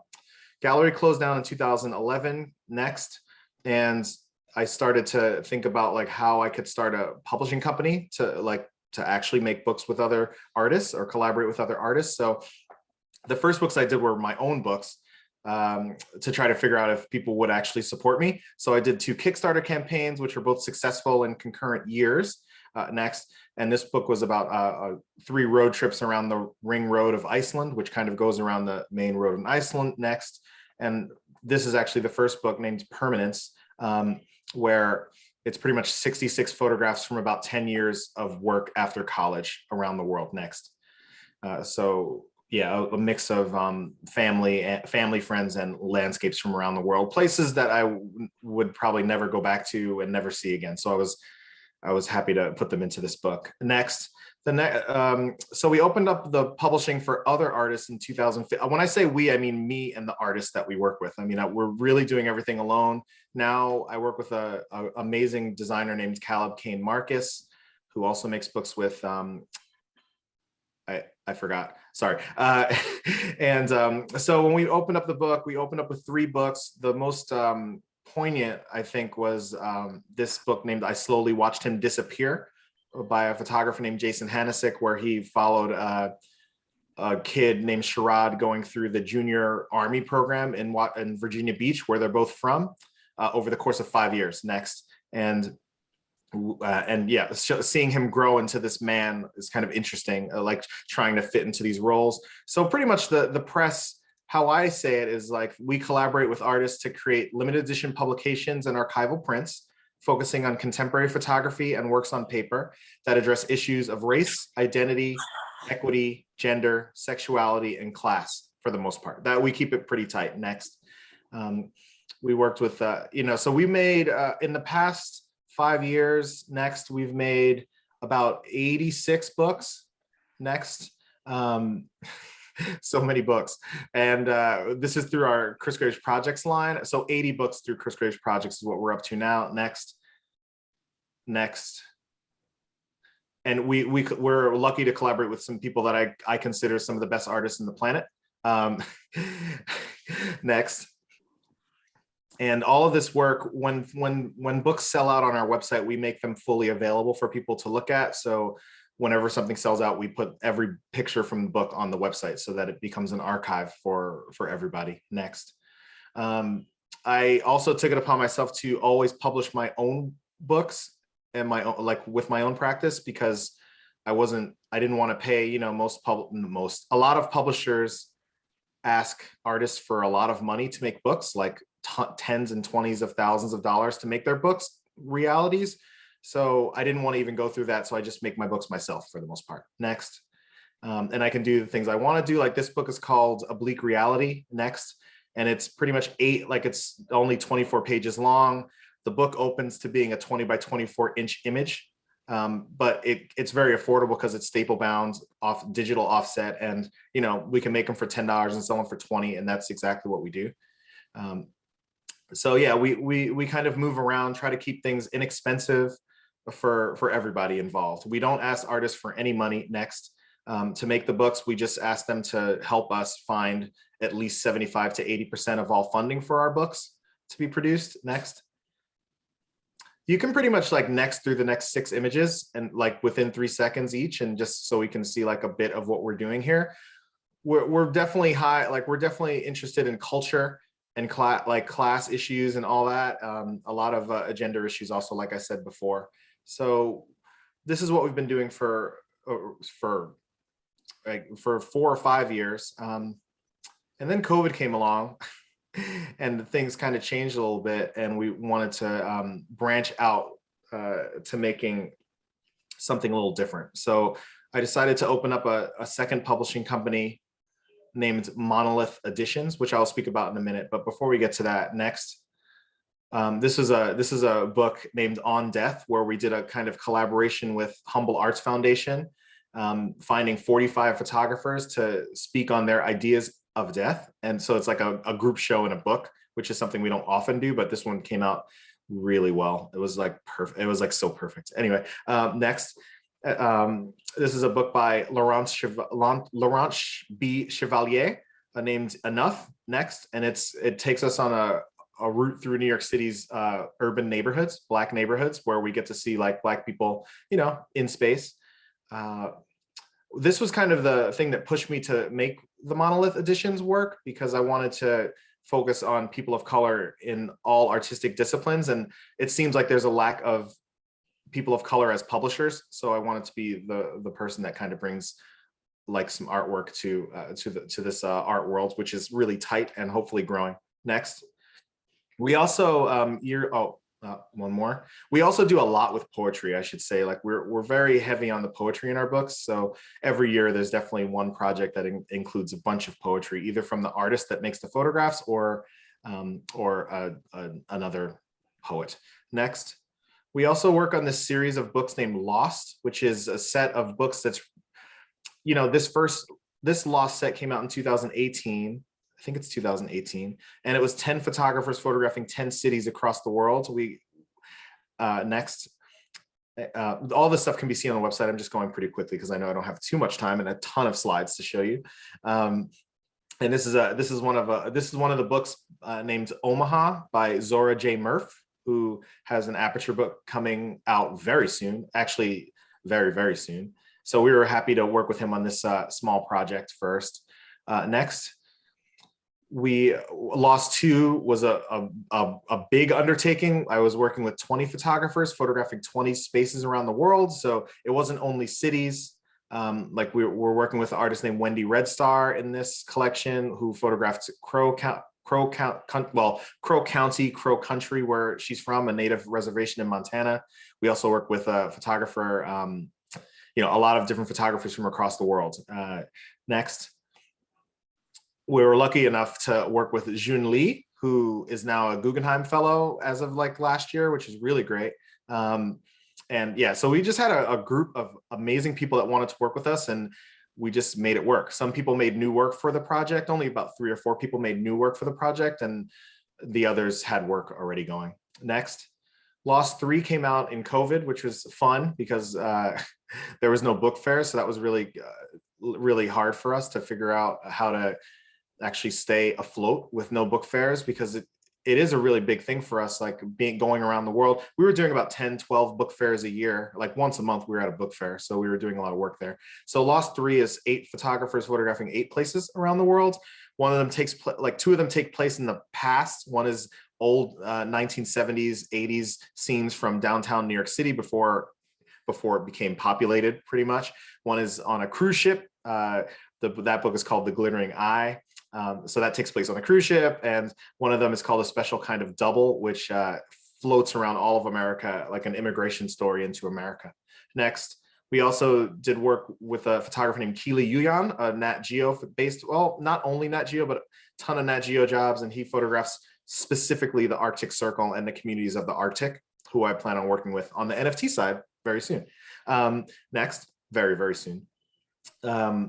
We've worked with a photographer named Rochelle Mosman Solano, I should say artist, not photographer. Next, and her series named Colonial Echo, which you can see on the site. Next, we've made a lot of books in the last few years.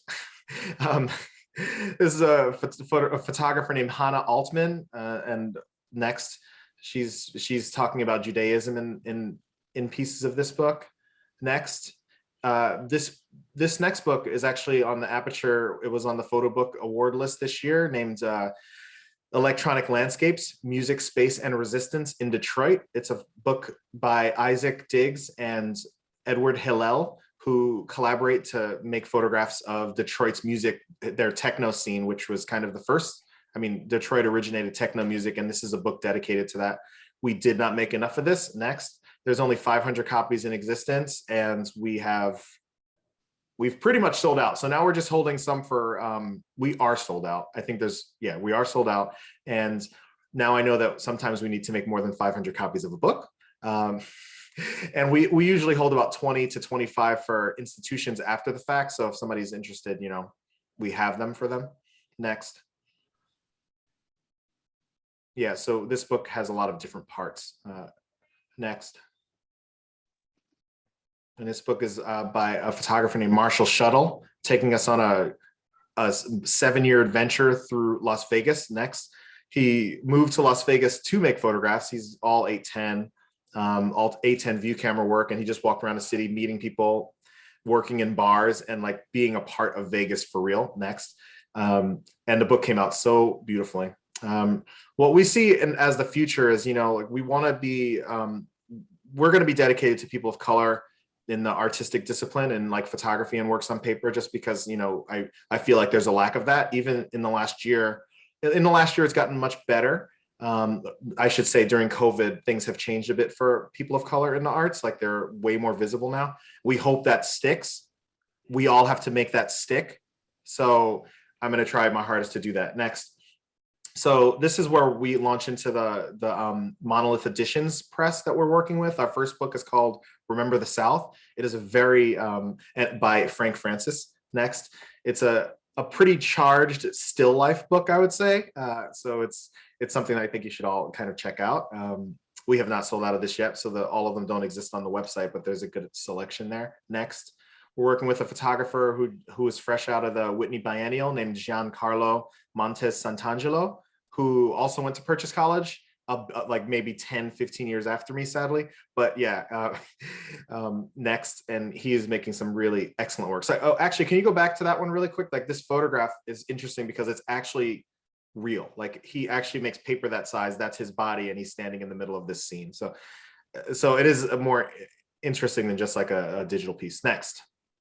And next, we'll work with I keep it Purchase College, like for real, Purchase College to forever. Like we work with our community, and that's my community. So I work with many people from my college and throughout through the years. This is a book by a photographer named Lauren Noel Oliver, and this is called Temple of the Self, where she photographs a lot of self-portraiture and family and friends portraiture, like in the nude. Next. And some really quite gorgeous photographs within this book. I'm showing you all the monolithic books. So we're photography based next, but now we're getting more into works on paper. And this is a book by Rajni Pereira, a Toronto-based Sri Lankan artist. Go back. And she works with huge paintings. I mean, these paintings are like, 80, 100 inches, 140 inch paintings. And we're just trying to figure out how to work with not only photography. I don't really have a history in non-photography, but now I'm starting to work with people that I want to work with, which is really great. Next, this is a book named Black Like Paul by a photographer named Alex Christopher Williams, who appears white in pictures, and that's the issue that we're going through with photographs in this book, like that kind of, well, that's all I'll say about that. Next. Some really beautiful portraiture in this book. He just graduated from University of Hartford. We're really happy about that. And the last thing I'll show you is a book named Revival, next, by a photographer and artist named Nidia Blas, who teaches at Spelman in Atlanta and makes some wonderful photographs of women, young Black women, interacting with life in a way. So thanks for your time. I mean, that's all I got. I just wanted to show you what we've been doing. We do a lot. We have 2 or 3 more books coming out right at the beginning of next year. So stay tuned. Thank you so much, Chris. Yeah. We are so enormously grateful for your presentation and the project that you fostered as a gallerist, artist, and publisher. We need to move to the next speaker as we are running now late, and I have the great honor to welcome Leandro Villaro, photography scholar and director of programs at Penumbra Foundation, who will focus his talk on the status of photo books in Latin America. Leandro. Thank you, Roxana. And can you hear me? Yes. And thank you, Megan. I thought I was going to share a presentation about the photo book in Argentina, but instead I decided to select and present 2 projects produced during the pandemic. If we can go back to the first slide.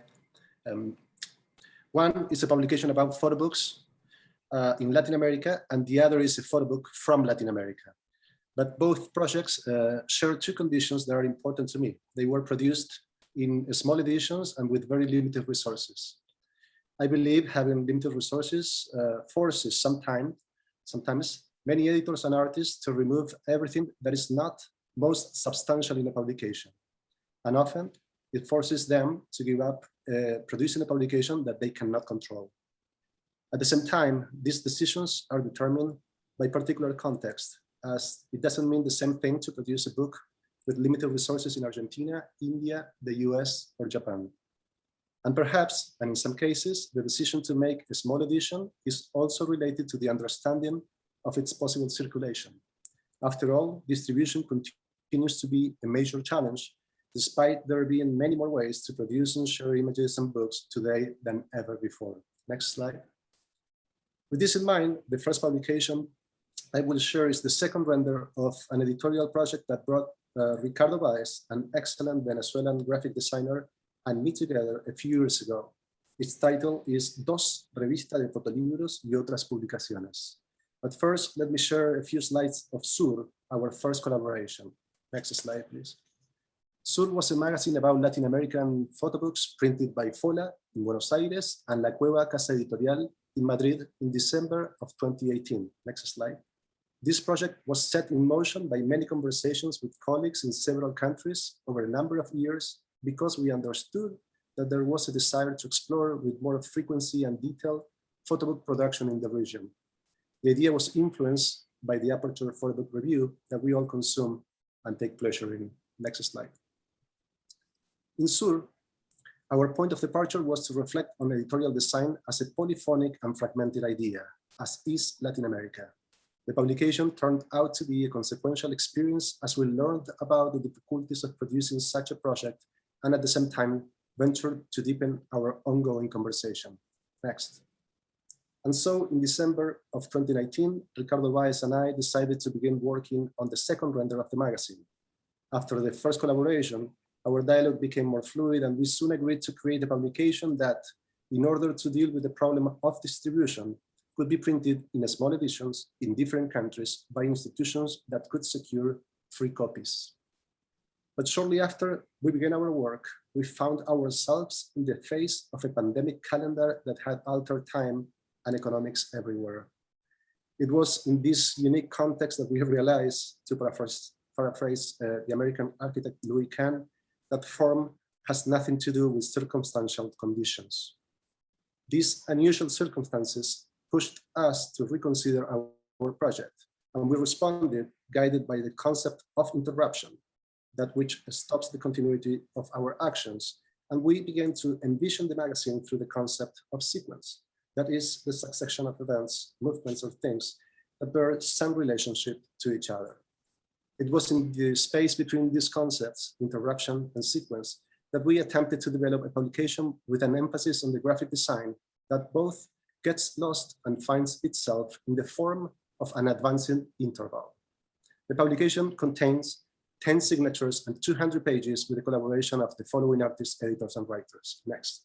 Jorge Panchuaga from Colombia offers notes about the PhotoBook in Colombia. Next. Sabrina Mandanichi from Germany reviews 4 recent photobooks by 4 young female artists. Next. Veronica Cordeiro from Brazil, Uruguay reflects on several publications by Brazilian women photographers. Next. Camila Estrella from Chile writes about the books Valparaísos by various photographers. Next. Javier Aispurua from Spain, Venezuela is interviewed about his 50 years of printing photobooks. Next.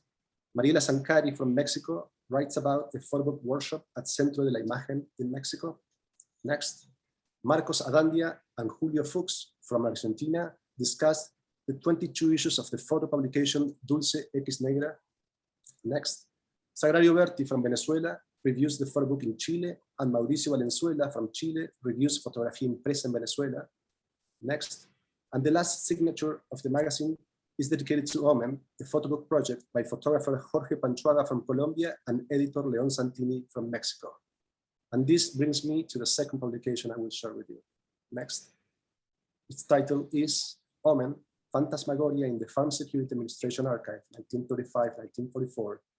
And it is an exploration of the FSA archive housed at the New York Public Library, which reflects on the events taking place in the United States in 2020. Next. This photobook was also started during the pandemic. The authors moved through numerous iterations of the project, and after looking at thousands of photographs, they edited down from their initial selection of 400 images to 200 to the final version, which presents 120 images. What we see here are 2 spreads from the first draft. Next. Here we see another 2 spreads also from the first draft. Next. In November 2021, the authors published their first edition, which you can see in these next slides. As I show you additional images from the book, I will share 3 questions posed by Jorge Panchuaga during a conversation we had about the project, published as one of the signatures in the above-mentioned magazine. He asks, 1, when and how do these events come to be, those in the past and those in the present? Next. 2, whose burden is it to carry the load? Next slide. And 3, what's there in the spaces our eyes don't reach? Next slide. For the forthcoming edition of Omen, to be published next year in New York, Paloma Celis Carvajal, curator for Latin American, Iberian, and US Latino collections at the New York Public Library, wrote an introductory text. To share more details about the project and bring the presentation to a close, I will read an excerpt from it. Paloma writes, quote, "I marvel at what an artistic eye can uncover from a near century-old archive that is now accessible virtually. Because it is housed online, Santini and Panchuaga sifted through 20,000 digitized photographs and produced new ways of seeing them. They carried out their excavations while at home during the endless blur of days of the pandemic lockdown." Next. "During those days, we all watched in horror as images appear in the media showing the growing tensions and discontent in a society as its breaking point. We can see our current climate when we look at Omen, the endless cycle of abuse of African Americans by law enforcement, the suffering of the sick and disabled who have not been taken care of in a failed healthcare system, and the growing poverty and precarity for so many in this time of deep economic crisis. Despite this, their omen, although grim, gives me hope. We can, after all, make meaning of even the harshest moments of this country's past.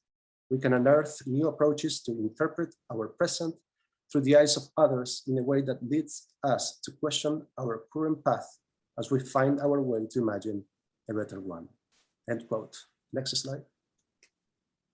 Thank you. Thank you, Leandro, for this revelatory perspective, both on the well-known and undercharted histories of Latin American photo books.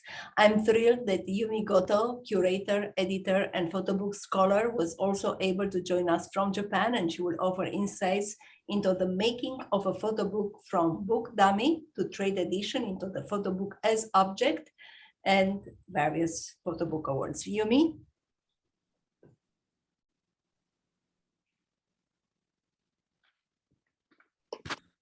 Hello? Can you hear me? We can hear you. Okay, great. Thank you, Roxana and Clement, and also Megan in the backstage.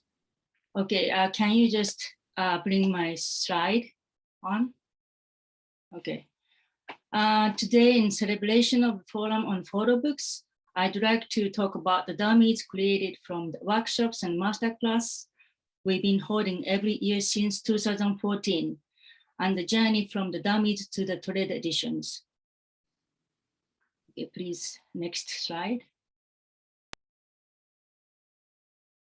Okay, I must start by telling you that I met Jan Lascelles and his book Virgin Autumn for the first time by sheer coincidence in 2013. He started to tell me about the book that he had only made 28 copies of. Okay, please, next video. The most unsolved crime in Belgium, which occurred between 1982 and 1985, the gang of Nibelus committed 23 robberies and other crimes, and 28 people were killed.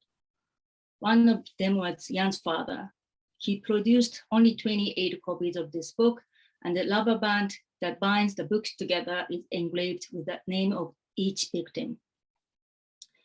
The book contains landscapes, archive material, and photographed items. All objects and landscapes are sought for.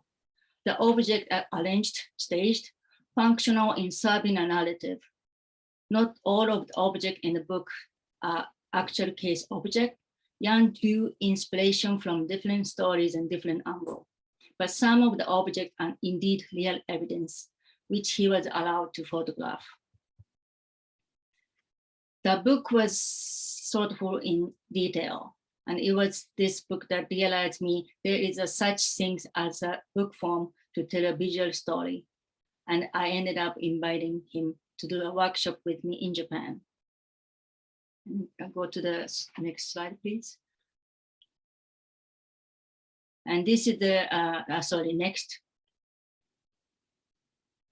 This is the result of our first workshop. And next. Here are the printers, equipment, and binding method that have been used in the production of dummies and artist books since 2014. You can just go through it. Please.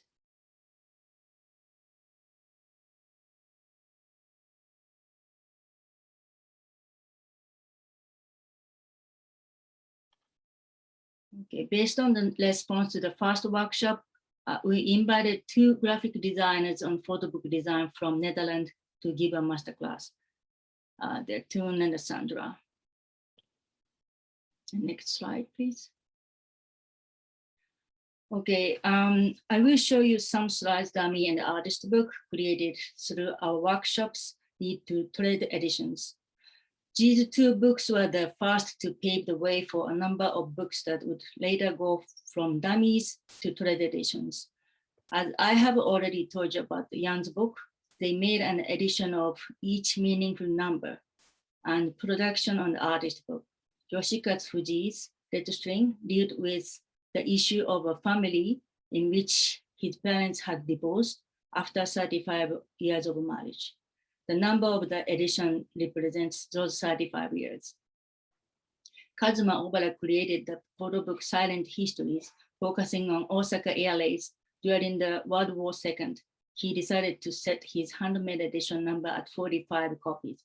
The number drew on the year 1945 when the air raids happened. Later, he was able to publish 1,900 more trade editions through a publisher, completing his total edition number of 1945. Both books were finalists in the first book category of the Pali Photo Aperture Photography Book Award. And artists used the opportunity to pitch for a trade edition. They were successful, and Kazuma and Yoshikazu were able to publish the books with the editorial RM and Saber editions, respectively. So after this, you'll see the slides with one on the left is a dummy, and the one on the right is a dummy. No, sorry, one on the right is a book published by the publisher. So can you go to the next slide? Just go on. And then there actually you can see the name and the book title, but also the some recognitions in the slide. Go on.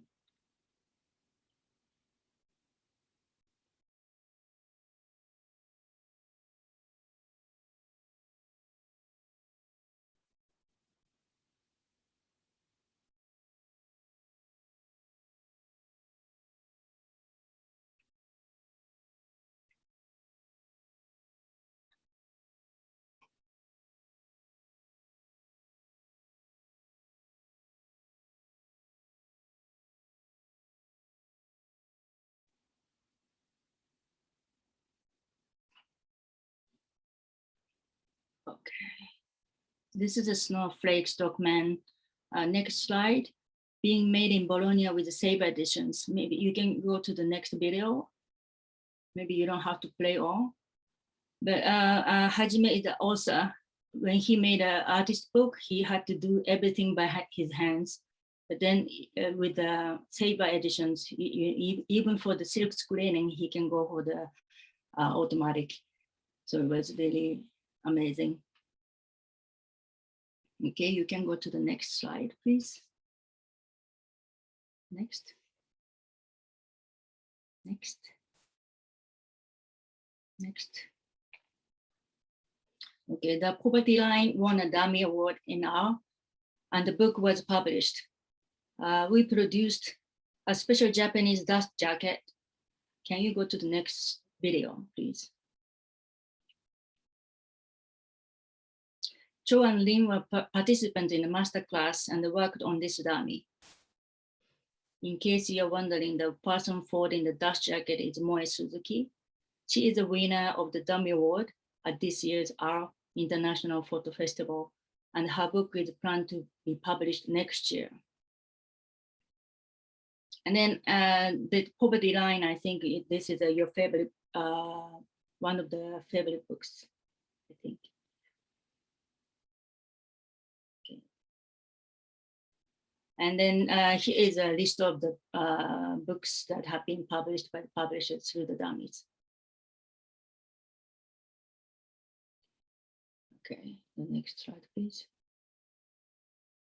Then here are the books that have won various photography book awards and the dummies, and is planned to be published next year. This is Maki Hayashita's book. And go to next. Okay, I wonder, is this video? If not, maybe you can go to the next slide. Okay, sorry. Yeah. So you can see each award and the prizes name underneath of the artist and then title, book title. So this is, I think she got a special prize for the book for Images Vivae.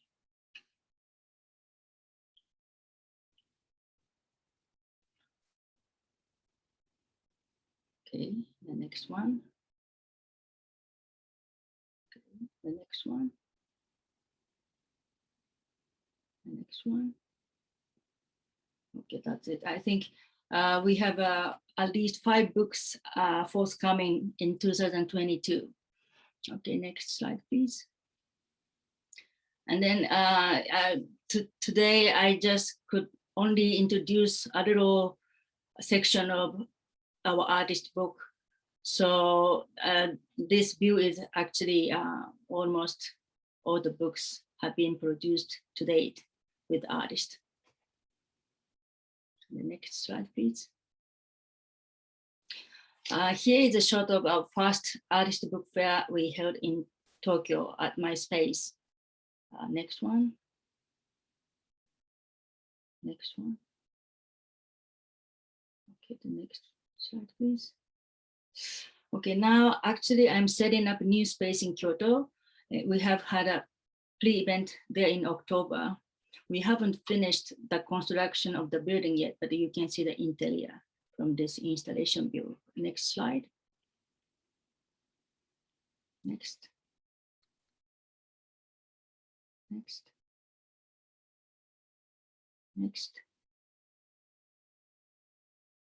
Next. Next. Next. Next. Okay, and then this is actually the books are currently available for the purchase at our online store. Then next one. Yeah, thank you so much.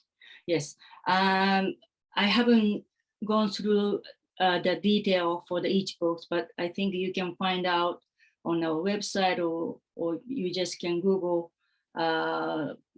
book title and then author's name.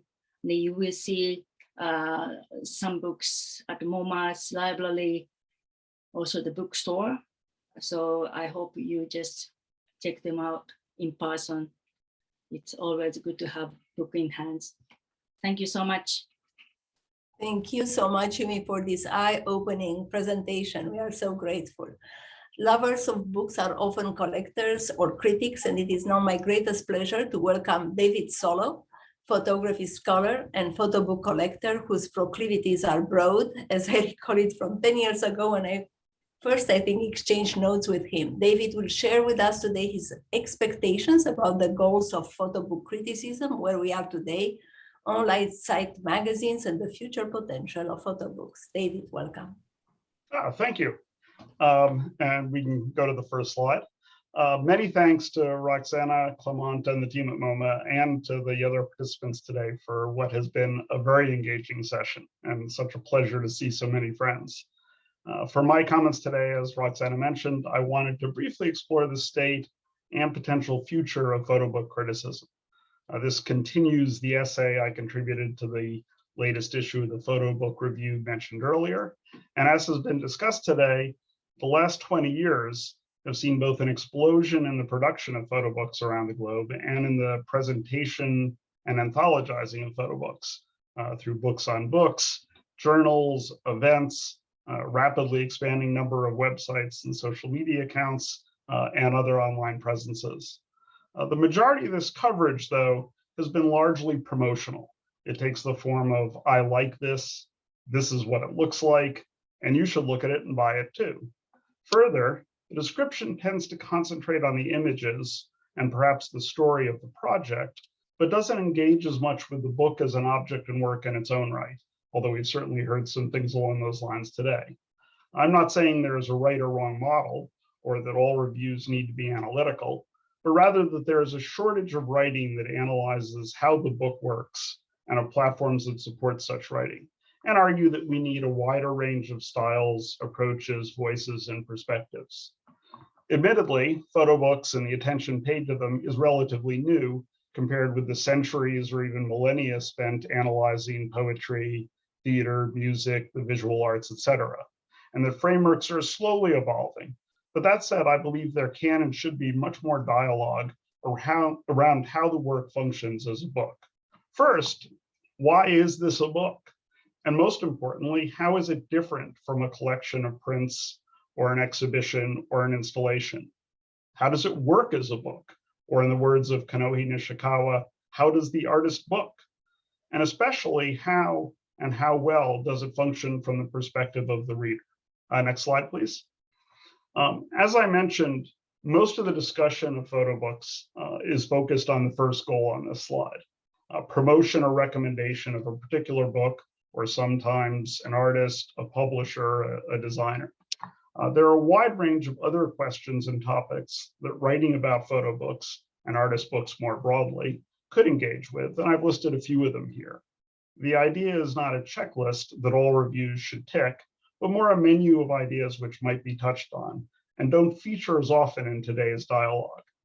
Over the last several years, I've been exploring and writing and speaking about many of these questions in the context of an ongoing project about the history of photography and poetry combinations in book form, and how the interaction of text, image, and book design work together in different ways, sometimes well, sometimes not so well.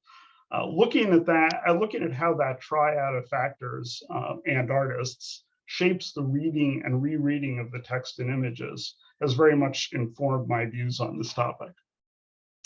One of the challenges and longstanding goals for the photo book world is expanding the audience beyond the core group of converts attending this event and similar gatherings. One path to helping with that is opening up the world of the photo book, understanding how the book comes about, how to look at it, what choices might have been available to the makers, and inviting the audience into the fun of engaging in the conversation, because I think, as many of us know, it really is fun. This can also extend to demystifying some of the more arcane books being produced and sharing the fact that often we can't figure them out either. Such a discussion may be useful not just to prospective readers, but also as a means of providing feedback to makers, publishers, designers, as to how their choices might be viewed or read by the audience and how well people think they work. A goal for both general discourse and for the examination of individual books is to consider different types of books and different intents and the possibility of different frameworks for thinking about such material. How does one evaluate a zine? And I'm very much looking forward to the show in 2023 that we heard about, which might be in the spirit of a quick experiment or an urgent response, in contrast with a finished book that might have taken years to produce, or in contrast with a catalog or book on books. How does one look at activist material or more socially engaged publications in terms of what is successful? What about digital books or hybrid books, including those with an augmented reality component? And how do we think about those and how those added pieces work together? Finally, how can criticism help with contextualizing historical material or material from other cultures and providing interpretation or translation of content and design elements? What might the maker or viewer have thought 20 or 50 years ago or understood, or how would the images be read by someone from a different background? Next slide. So where are we today? The platforms for photo book and artist book discourse are continuing to expand. The universe of books of photo books, as we've heard about, continues to grow rapidly. And in some cases, they are looking at design and production elements and highlighting, also have taken on highlighting previously neglected segments of the photo book world, such as the recent 10 by 10 books on photo books by women.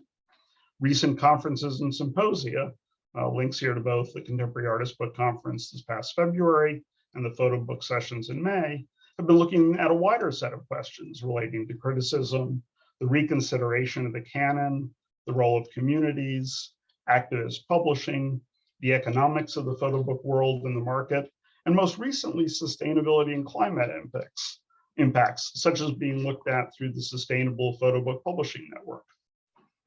A number of recent publications some tied to dissertations as more universities support graduate research into the photo book world, have more extensively engaged with some of the topics I've mentioned, and I've shown a few of them here. The recent issue of Photo Researcher, dedicated to photo books, looked at the reception of and response to books, while Matt Johnston in Photo Books Ampersand presents a model for looking at the process of reading a photo book, both key questions warranting more exploration. Other publications are looking more closely at the economics and market factors shaping photo books and what that means to the design and evaluation of books, especially as alternative modes of production are being tried out. There are also a wide range of books aimed more at makers and elements of design choice, which can also inform critical writing. Next slide, please. The largest expansion in the discussion of photo books has been taking place online through online conferences, talks, symposia, book launches, conversations, etc. And since we are in December, the inevitable best of and favorite lists. I've included a handful here, but there are a lot more. Next slide. And so finally, I'd like to talk about some of what I think we can do to move forward, something of a call for action and talking about some things already in flight. In general, the response to this premise that we need richer and stronger criticism and discourse around photo books has been very positive from across the spectrum: artists, institutions, collectors, publishers, etc. This applies equally across the wider artist book world. And while the two intersect, and there have been no shortage of conversations about the relationship between them, continued stronger collaboration between the photo book world and the broader book arts world is one recommendation. Such a connection would mirror what is happening very much within the wider art world in terms of current practice, where photography is one of many tools being embraced by contemporary artists. Along those lines, Karina Reynolds, Megan Liberty, and I launched the Book Art Review, BAR, initiative in the fall of 2020, and our manifesto, published in the Brooklyn Rail, is on the slide. This is being done in conjunction with the Center for Book Arts in New York, and the manifesto and more information is also posted there. The first issue of our print journal, which will include reviews of photo books as well, will be appearing very shortly and made available online, and we're actively looking for writers that embrace these principles. As a resource for both those who would like to contribute such writing and those looking to find it, we're working on a directory of print and online publications accepting pitches for book art criticism, and that will appear as well on the website. And if you have suggestions to add to the list, please let me know, especially where it's from other regions and in other languages. Another recommendation is to encourage that as part of photo book events, launches, lists, reading rooms, etc., there will be more of an attempt to talk about why these items work especially well as books and how they function and how they contrast to what might otherwise be a box of prints. It's also important to initiate a series of resources, workshops, etc., to assist writers looking to engage with photo books and the book arts. This includes understanding more of the process and terminology that goes into the making of such books. The Bibliographical Society of America is actively involved with this as well, and providing places to go for fact-checking or other questions.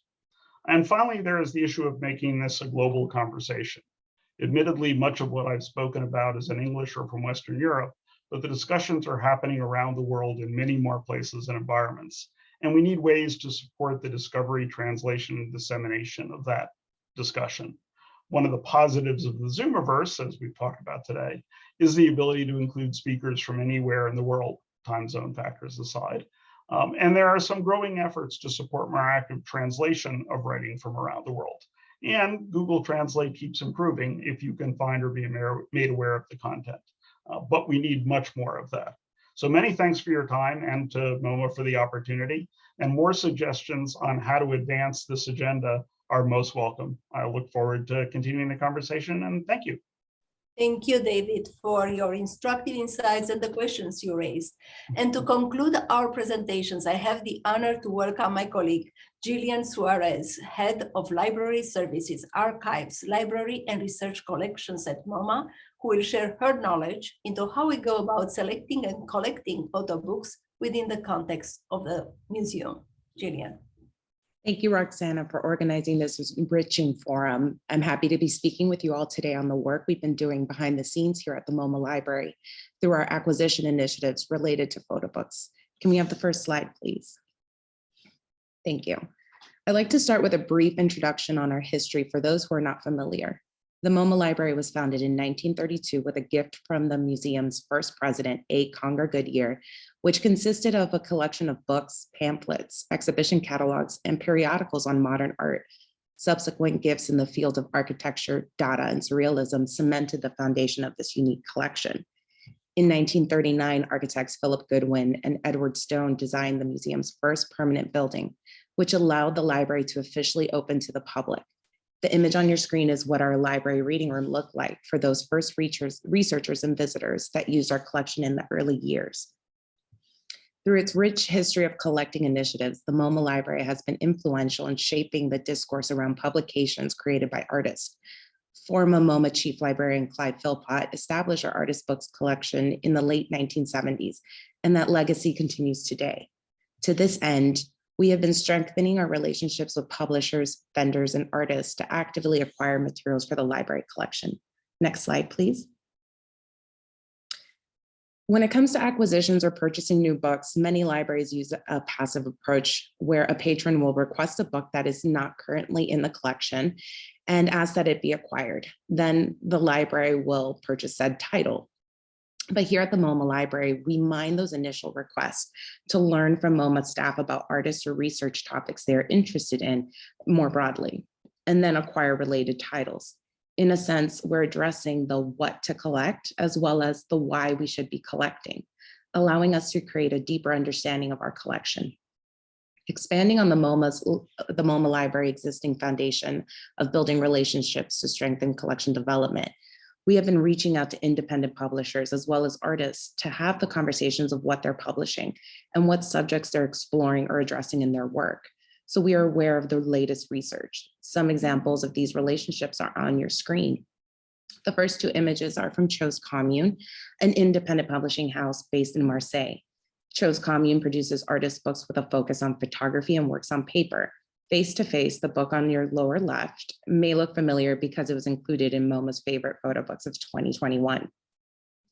The images in the middle were recently acquired through our ongoing relationship with Loose Joints, an independent publishing house based between Marseille and London. They collaborate with established and emerging artists on contemporary approaches to photography in book form. Loose Joints provides new visual perspectives through the inventory of books they produce, seeking to elevate underrepresented voices in the photographic discourse. Finally, the last items on your screen are from Chris Graves, who you heard from earlier today, who runs Chris Graves Projects and Monoliths.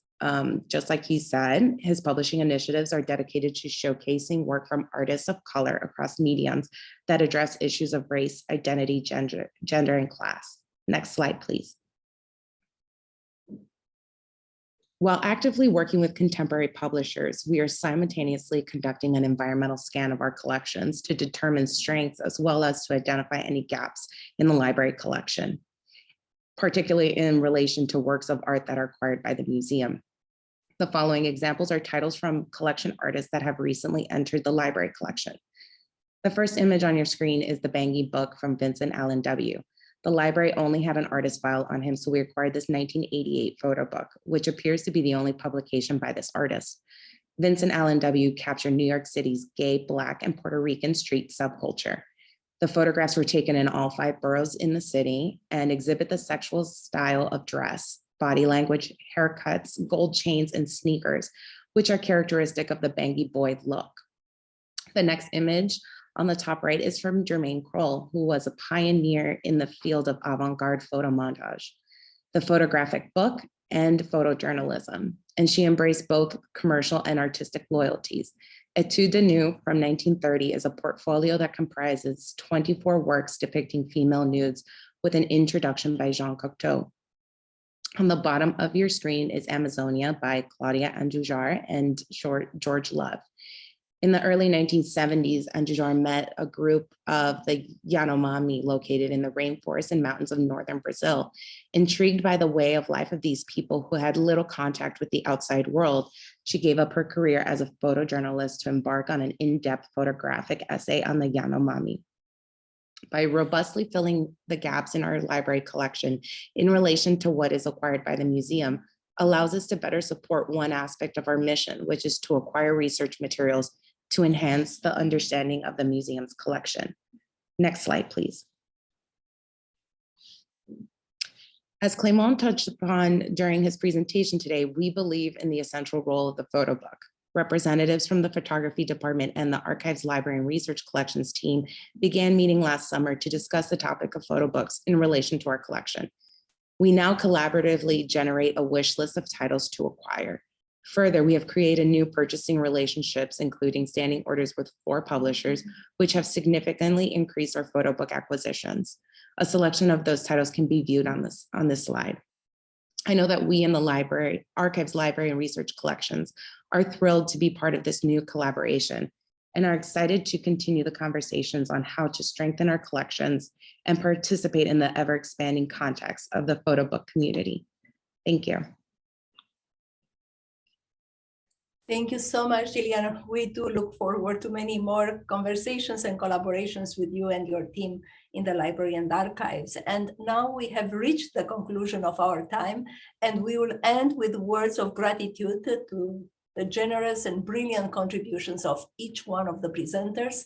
I'd like to also take this opportunity to warmly thank my colleagues, Megan Feingold and Marion Tonde, my closest partners in organizing this event, and our audiovisual team.